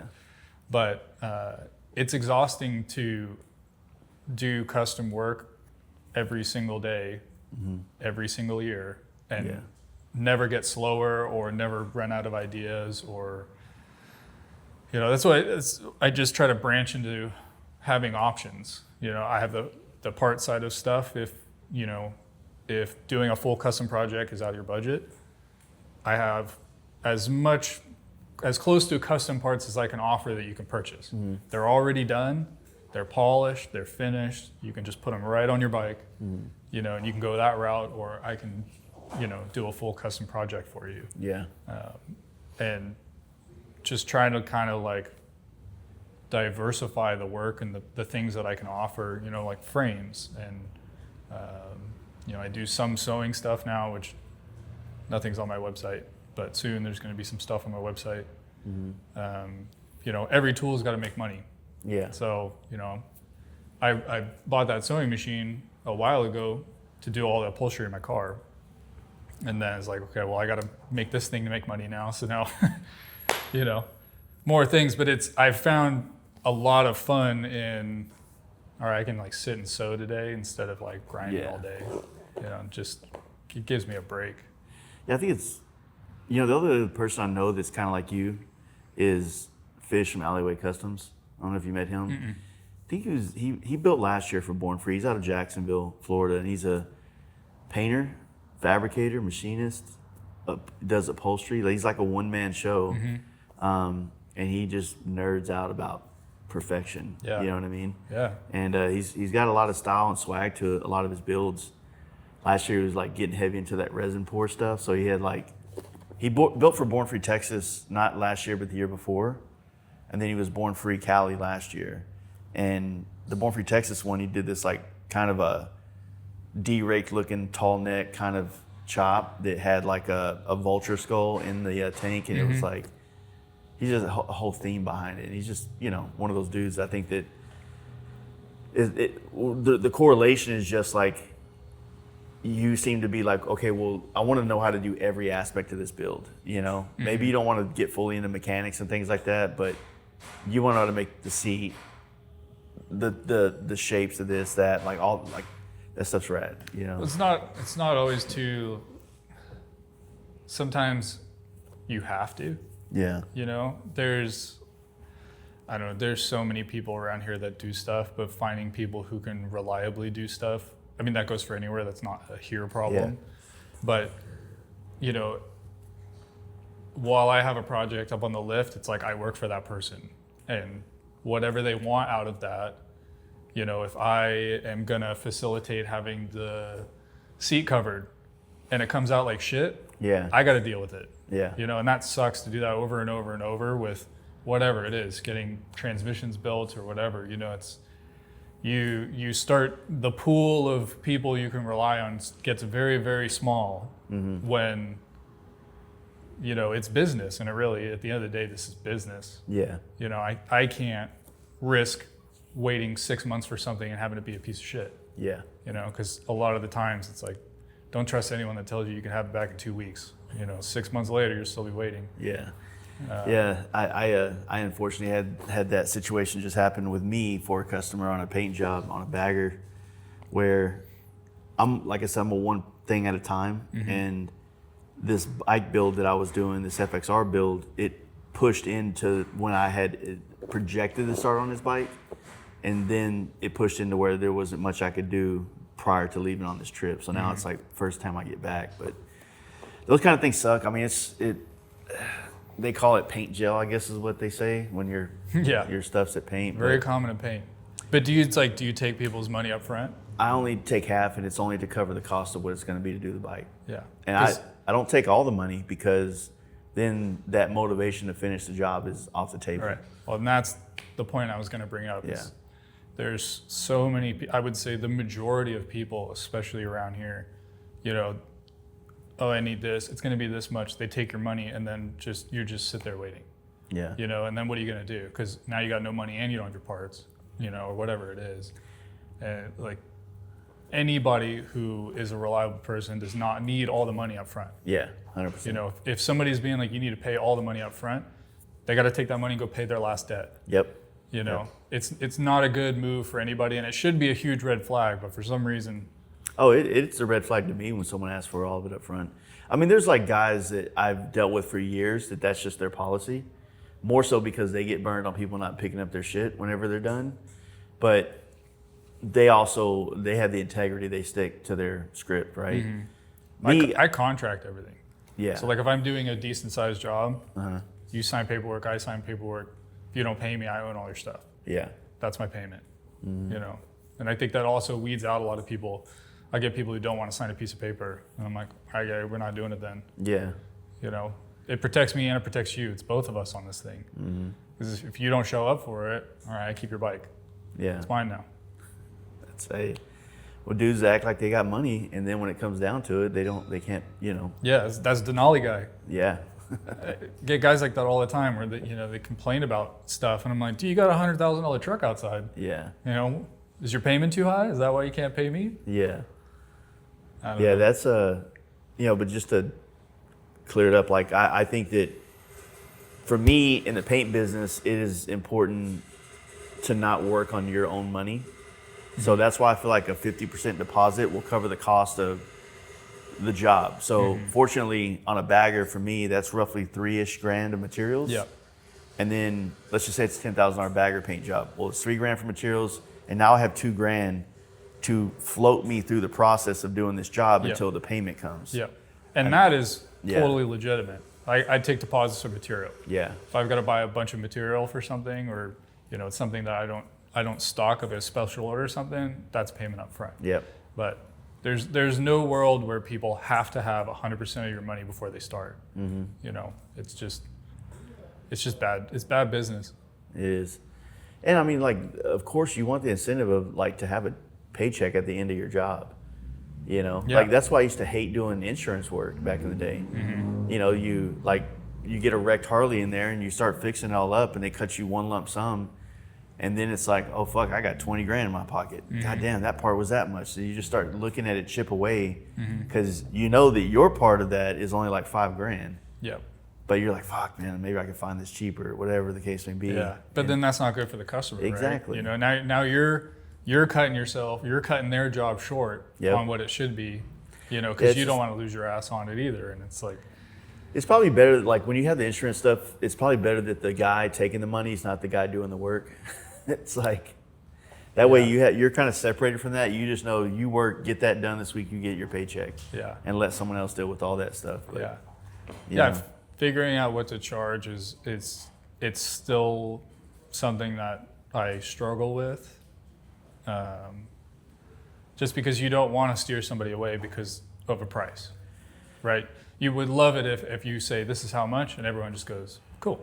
So when I took on this last project, this FXR twin cam build, I hadn't done a twin cam yet, so I reached out to all the shops that I know, FXR division, you know, San Diego Customs, a lot of the people that do twin cam swaps, and have done a lot of them, and said, hey, what is your average? Give me a low end and a high end of what you've charged labor wise, like how many hours do you bill for something like this? And most of them say between 80 and 120 hours to do a full build. We're talking all kinds, the whole thing, right?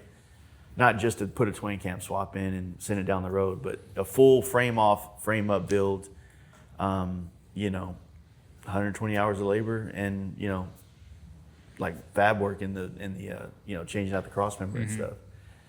And that's cool. And like where I ended up landing on it was like 110, and that's wiring, that's, you know, the whole nine. So then like if I take on a project where I haven't done this before, like for a customer, then I'll do the same thing. I'll reach out and say, what kind of hours do you think you have in this?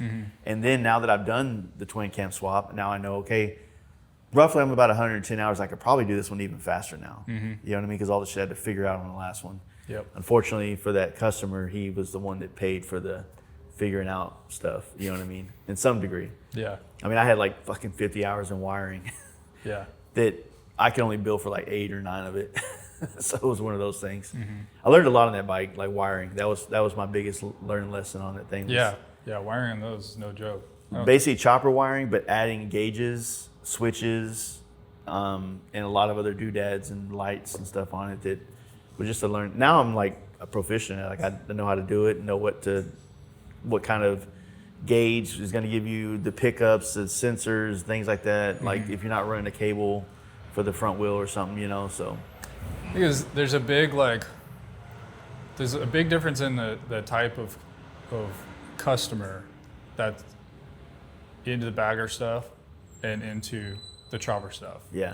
And I struggle with this all the time too, because I believe you should build your own bike. And it's kind of funny, ironically, that I build people's bikes. But if you don't build your own bike, you're going to struggle with it if you end up on the side of the road that one time, you know, hopefully it doesn't happen, but it's going to happen at some point. And if you don't know shit about your bike, I can't help you over the phone. You know, it's kind of ironic that it's like my business is kind of building bikes for people, but at the same time, I'm almost my own worst enemy, because the more people come back, typically the less I do. Because I'm helping them figure it out on their own. Probably at some point I'll never see them again.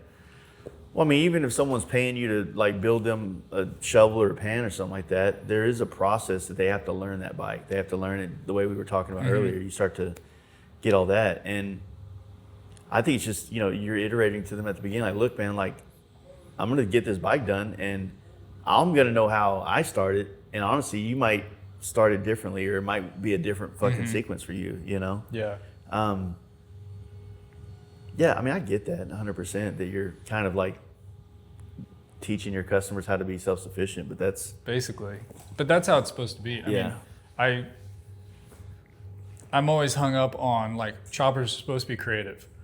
They're supposed to be your personality is supposed to be whatever you're riding.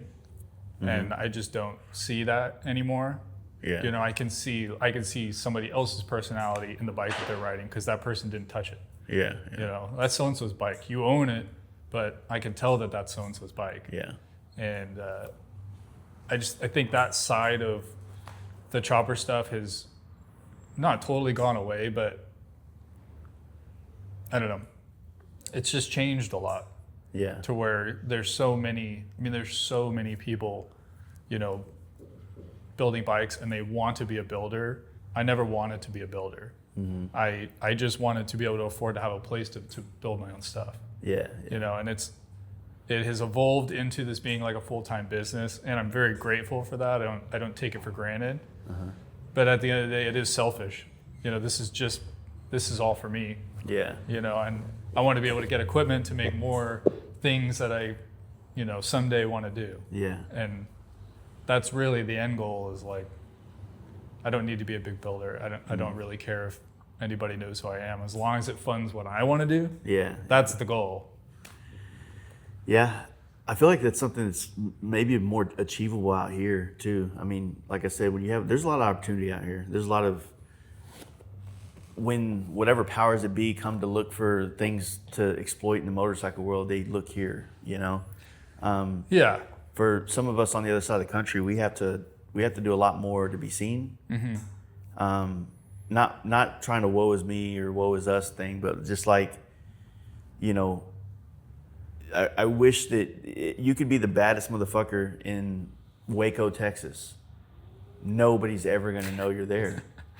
That scene there could be like, yeah, dude, fucking Joe Blow's chop shop is the best thing, and it might be the most groundbreaking thing, but that dude has to take his bike to Cali, Sturgis, Daytona or some kind of event to get seen, because they're not in that like blast zone of all the shit that's happening, right? Yeah. Because you could be here and be completely anonymous, and by happenstance, you're gonna run into people, anything bike related. Yeah. You never know who's gonna be in the parking lot.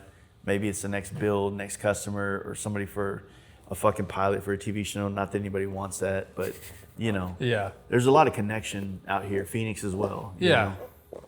Yeah. When I moved down here, I didn't necessarily choose to move here. It was, I moved down here to help my dad, with the company he was trying to build. And I thought that's how it was going to go. Yeah. And I quickly realized that this is a very clicked up area. And they're really not interested in having new friends, you know, and that's fine. I realized quickly too that it's like, I don't really fit in here, and I would just prefer it that way. To kind of do my own thing. But, a lot of my customers, I hate the word customer. I don't know why, but I'd rather just call a lot of people who come in and have me do work for them. 9 times out of 10 they pull from somewhere else. And the amount of bad experiences people have is pretty depressing. You hear how much sometimes people have spent with people just to get not even half of what they wanted, and it falls apart. I don't know if that has made me a little more alienated, because I've taken away a lot of those people, but I've always felt a little outcasted down here, whether it's for that or any other reason. But I don't know. I'm looking to maybe move somewhere else, and that's still something like perspective. But I don't know if everybody has that same experience. Like going to the place you think is going to be like, oh, I do that, I'm going to make a ton of friends. It doesn't always work that way. So there's definitely smoke and mirrors and all that stuff too. I've had a good experience in the time that I've been down here, and I've got like a lot of this will be the 4th bike I build for that guy. And that is what floats you through this stuff. Those repeat guys. So I've been super grateful to be able to get people who had bad experiences and like give them a good experience. I don't think it. On the bad experiences thing, you've already said that you've had them too. You've seen them walk in. They sometimes the ones that had bad experiences, like they will that shit into existence. Like they chose the cheapest dude that was red flags all around. They had already stopped in and talked to you first, and you didn't meet the price range they were willing to spend. And now they want to tell you how much they spent at the other place. It was probably, they're going to tell you they spent more at the other place because it's more victimhood type shit. Those guys definitely exist. And it's like mind games. It's fucking like, it's annoying. And I've dealt with that my entire career. Like, especially when I was younger, when I was in my 20s, working in this more or less industry my whole life, you could smell them trying to take advantage of you as soon as they walk in the door. And then once you start kind of getting a little bit of a reputation or starting to, you have enough money to say no. Yeah. You know what I mean? Then saying no is the best feeling in the world. It opens up. It's like a whole better world. It's like, it's not perfect, but it's definitely the next stage up from that shithole beginning stages. Having to take everything that walks through the door. Yeah. And it is very unfortunate. I mean, I hear horror stories everywhere, but also like, why didn't you ask somebody else? Like, why didn't you like shop around? Why don't you have 5 bike builders that you love? Start with first favorite, second, third, fourth, whatever you want to label them that way, and just ask, and then see if something happens. You know, Yeah. Or just ask. I mean, there's so many people doing this stuff and everywhere. Yeah. I mean, you can post on Instagram. Anyone had a transmission built by this guy? Yeah. You're gonna get honest answers. Yep. You know, whether it's good or bad. That's what I tell people all the time. It's like, if you have a bad experience with somebody, if you don't want to go blast on the internet, totally cool. But you should tell people that you did not have a good experience, because you see people walk into the exact same wall over and over and over because they're, whatever, intimidated to speak say, up. especially around here, because people are very clicked up to where you might be trying to hang out with all these people and you go talk shit, they don't want to talk to you anymore. So now you're on the outskirts. Yeah. And it's like, whatever, be on the outskirts. Yeah. It's fun. You don't need it. Yeah, but you got all these tools to hang out with. I know. I have friends, you know. But, it's just, I know so many very, very talented people. Yeah. And,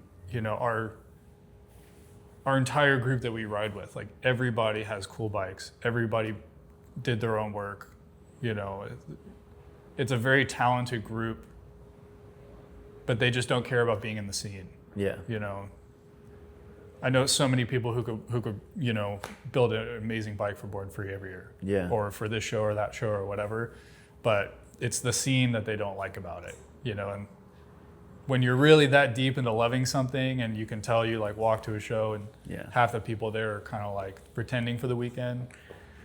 Some people get turned away by it. Yeah. And they just don't want a part of it.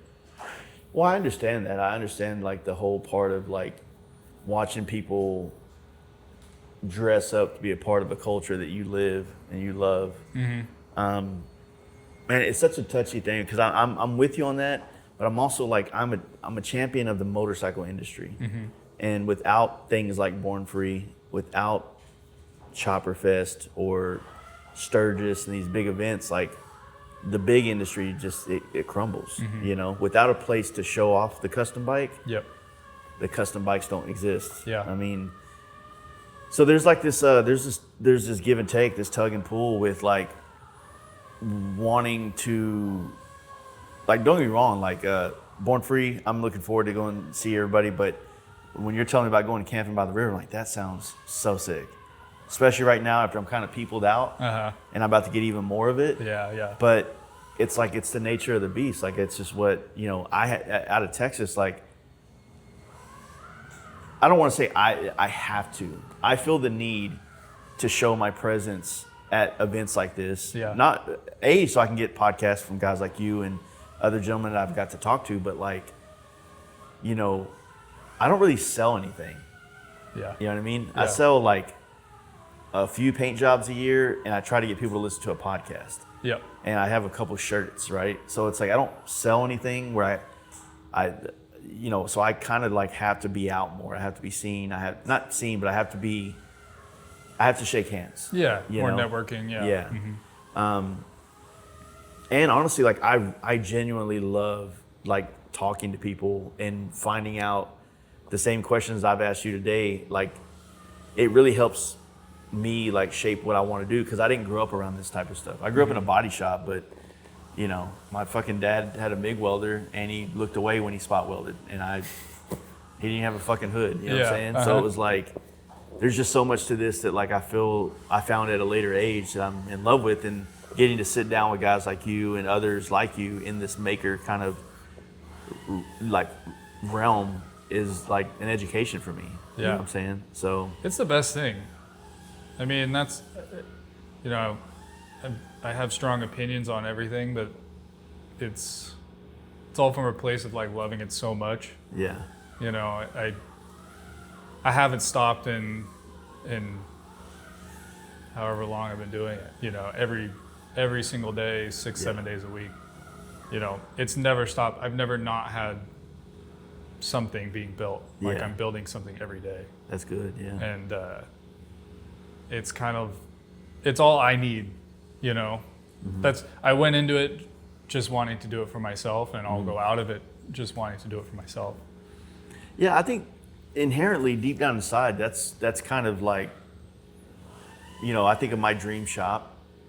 You know, it's like, could you imagine like a house kind of like surrounded by trees, backyard? Oh yeah, that's the dream. And then a shop that's like kind of long, and then one side is all windows facing into your backyard. Yeah, maybe put a river out there. Yeah, some kind of water, right? And just building shit, and it just being a place of like relaxation while also, you know, banging hammers and, you know, shit like that, and playing metal. You know what I mean? Yeah. Like, there's something like, that's my dream. That's my goal in life, is something like that. But there's also another side of that coin where there's another version of it that wishes I had lived in an urban area with a downstairs shop, an upstairs apartment, and a rooftop fucking backyard. That would be another equally but completely different thing that I would fucking love to have. Oh yeah. You know? Yeah, there's a place that me and my dad, like 10 years ago, we rode through Europe. We did like 3,000-mile loop. And we got to, you know, visit with people kind of like this, just like people you've talked to, you've never met them before or whatever. And you're in their area, and you're gonna try to like go see, you know, talk to somebody. We met, or I brought that jacket. So Eat Dust is the brand, make that jacket. Those guys are awesome. And they had their like shop, or like what's it called, like showroom, you know, for Eat Dust. Was in Belgium, and they had the coolest setup of like what you're talking about, like urban, you know, walk in, they have like their showroom. One of them lived in above, and then they had their like Eat Dust show space behind, and then they had this awesome garden, and then like another build, you know. And I was like, that was the first time where I saw something urban like that, where I was like, this could be cool too. You know, you could have places everywhere, ideally, you know. You have like an urban scape like that, you've got a spot, you know, in the country on the river. Well, you know, like I used to live in downtown Dallas for a portion of my life, and the sounds of the city can be as relaxing as the sounds of like nature. It's just how you like tune it in or out. You know, there's a railroad track across the street from my house, and I'm so used to it that I don't even hear it when it happens. Like, it's just part of the sounds of being there. It's like my dad's house. When I go visit him, it like takes me a couple nights to like learn how to sleep through the train. Oh, for real? Yeah. The worst part is not when it's going, it's when it stops. It screeches like the brakes. It's fucking long, and I noticed that, but it's almost like, you know, there's a buffer between the house and the train, so it's not like it's just like piercing in your ear. But I don't know. When me and my wife moved from that place one day, I'm sure that we're gonna be like, you remember on the train? That was just like a part of our. Everything's a memory. Yeah, 100%. Yeah. So where are you thinking of? You got like ideas of where you would kind of move from here? Not really. Just. Is there a blurry vision of like the setting? Yeah, I mean, like you were talking about, like the ideal situation would be, you know, being able to have a space like this, you know, and something you own. You know, I mean, that's really the goal. That's the goal I'm working towards, is, you know, not paying a couple grand to some random, you know, property management company, and, you know, putting that into, you know, equity. You know, I grew up learning about, you know, the value of putting time into something to build money. You know, and I would like to do that with a shop someday. You know, have a little bit of property, put a shop on it. You know, I think I would go a lot crazier with, you know, investing or maybe financing more equipment. You know, if it was going to be somewhere, it's like I could just put it and that's just where it goes, you know, because this is, you know, every time my lease comes up here, they're like hounding you to basically, you know, not get out, but they'd love it if you move, because then they can throw the rate up, you know. So it's, I think the goal is, you know, have that stability of like, this is my shop, I could do whatever I want to it. The money I put in is the money I get out of it, kind of feeling, you know. That's where, you know, hopefully I'm headed. Well, where we're at in Texas, there's a lot of like big open land, you know, like outside of the city, and a lot of houses have real big, you know, metal buildings behind it, which solves the problem. But like my vision of like my dream space is more of like a neighborhood that's like an older neighborhood, maybe, you know, like I wish it was a mid-century modern style home that had a little shop behind it or a little detached car garage that I can turn into like a open, you know, shop space for what I want to do. But the idea of just a big metal building behind my house doesn't really, I mean, I'll take it if that's what the universe has planned for me. I'll take it. That's like what half of us dream of. Yeah. You know, being able to just stick something behind your house, having the space for a building or something like that. Yeah, and it be concrete on the ground and insulated and maybe an AC and stuff. Yeah. For us, we need AC for sure in Texas and heat, but yeah, that's just kind of the plan, the goal, the dream, you know. We're working on something different right now. My wife's a barber in Dallas. Okay. And we're considering doing a shop, like a collab kind of thing, where half of it's a barber shop and then the other half is, I'm not quite ready to do what you're doing yet, but I want to start building up to be able to do that in the next 5 years, you know, so that's kind of what I'm thinking. Yeah, but I mean, I don't know. If you would have told me that, like, I didn't really plan on ending up here. Yeah. You know, it kind of just turned into that. And I think that's why I've been able to continue to enjoy it. It's because I didn't set a goal to do this. And I don't have a goal to, like, you know, I hope I stay in business, but it's not like I'm shooting to, you know, this is my lifelong business. I'm just going to do it as long as I like it. And if all of a sudden someday I stop selling parts and people stop coming, I'll be like, that was good. You know, that was fun. I don't have any problems with that. I don't either. I've pivoted. Yeah, and, pivoting's good. You know, many times in my career, and I'm kind of in a position where I want to pivot again. You know, that, you know, paint.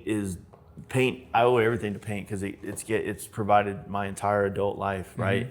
And again, I've been saying this for years, that I don't have intentions of quitting painting. Like, I'm not saying, oh, I'm never going to paint again. Yeah. No, it's more like I want to get to where I'm working on bikes more, and then I have someone do the paint for me, and then I do the artwork. So somebody will base coat. To the fun part.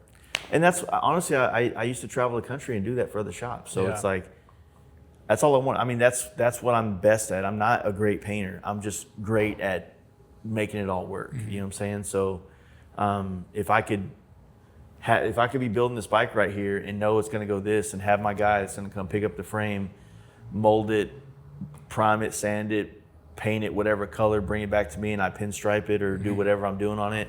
He takes it and clear coats it. Like, that's what I want. You know, I'm still involved in the paint, but I'm also now given, like, I'm employing a friend of mine that is also a painter, you know, and he might paint too, and be like, hey, Jace, can you come and knock out, I have this job, I need you to do flames on it for me. Yeah. So I would rather be in that space. Yeah. Well, it's because that's like the creative dedication to it, right? Yeah, all the labor to get it to the creative part, when I have to do all that, I typically have, I don't want to say less enthusiasm, but I'm definitely, part of my meter's used up, you know? Oh, yeah, yeah. I think that's, you know, you have to really compartmentalize that side of it. You know, like sitting and grinding and metal finishing. Metal finishing is not enjoyable in the slightest. Yeah. But it's just a part of the start of the creative process. You have the middle, which is not that fun, and then the end of the creative process, which is, you know, polishing something or seeing it chrome. Yeah. And you just gotta, like, push through that middle part. Yeah, exactly. You know? And if you get good at pushing through that middle part, that's where you can actually start charging something and not losing your ass, right? Because there's also like that middle part. There's also like some part you have to get through to just accept that time, right? Yeah. I used to explain to, like, my little brother, anybody would help me out, like, I'd have him, like, buffing parts or sanding parts, and I'd always say, like, look, imagine it like this: you're in jail right now. There's nothing you can do that's going to make this go faster. Yeah. You just got to do the time. Yep. Just sit there. Each part's going to take whatever time it's going to take. And when you're done, you're done. It's like, but you can't think of it and will it out of being existing. Yeah. You can't make it faster. As soon as you try to make it faster, you'll make it 10 times slower. Yep. Yeah. Yep. So paint definitely is like a very good, it's a very good, like, it teaches you patience, because if you rush it, you will ruin it, and then it's going to take longer. Yep. You know, so there's so many aspects. I'm glad that I started with painting, because there's a lot of aspects that I've taken from that have really helped me with the metal stuff. Yeah. You know, because they're both things that take a ton of time. You know, if you want to make something really nice, it takes a lot of time. Mm-hmm. So you have to find patience. Otherwise, you're just never going to do it. Mm-hmm. Mm-hmm. And some people choose not to, right? Some people choose to just get so good at TIG welding that they just want to leave everything like that. And then that's totally fine. Yeah. That's a different process of time. Mm-hmm. But I don't know. It's just something like you're forced to be dedicated. Yeah. Yeah, trust me, I want to get better at TIG welding because my welds look like straight dog shit. But I'm still proud of them though. Yeah. You know what I mean? It's just time. Yeah. None of this is hard.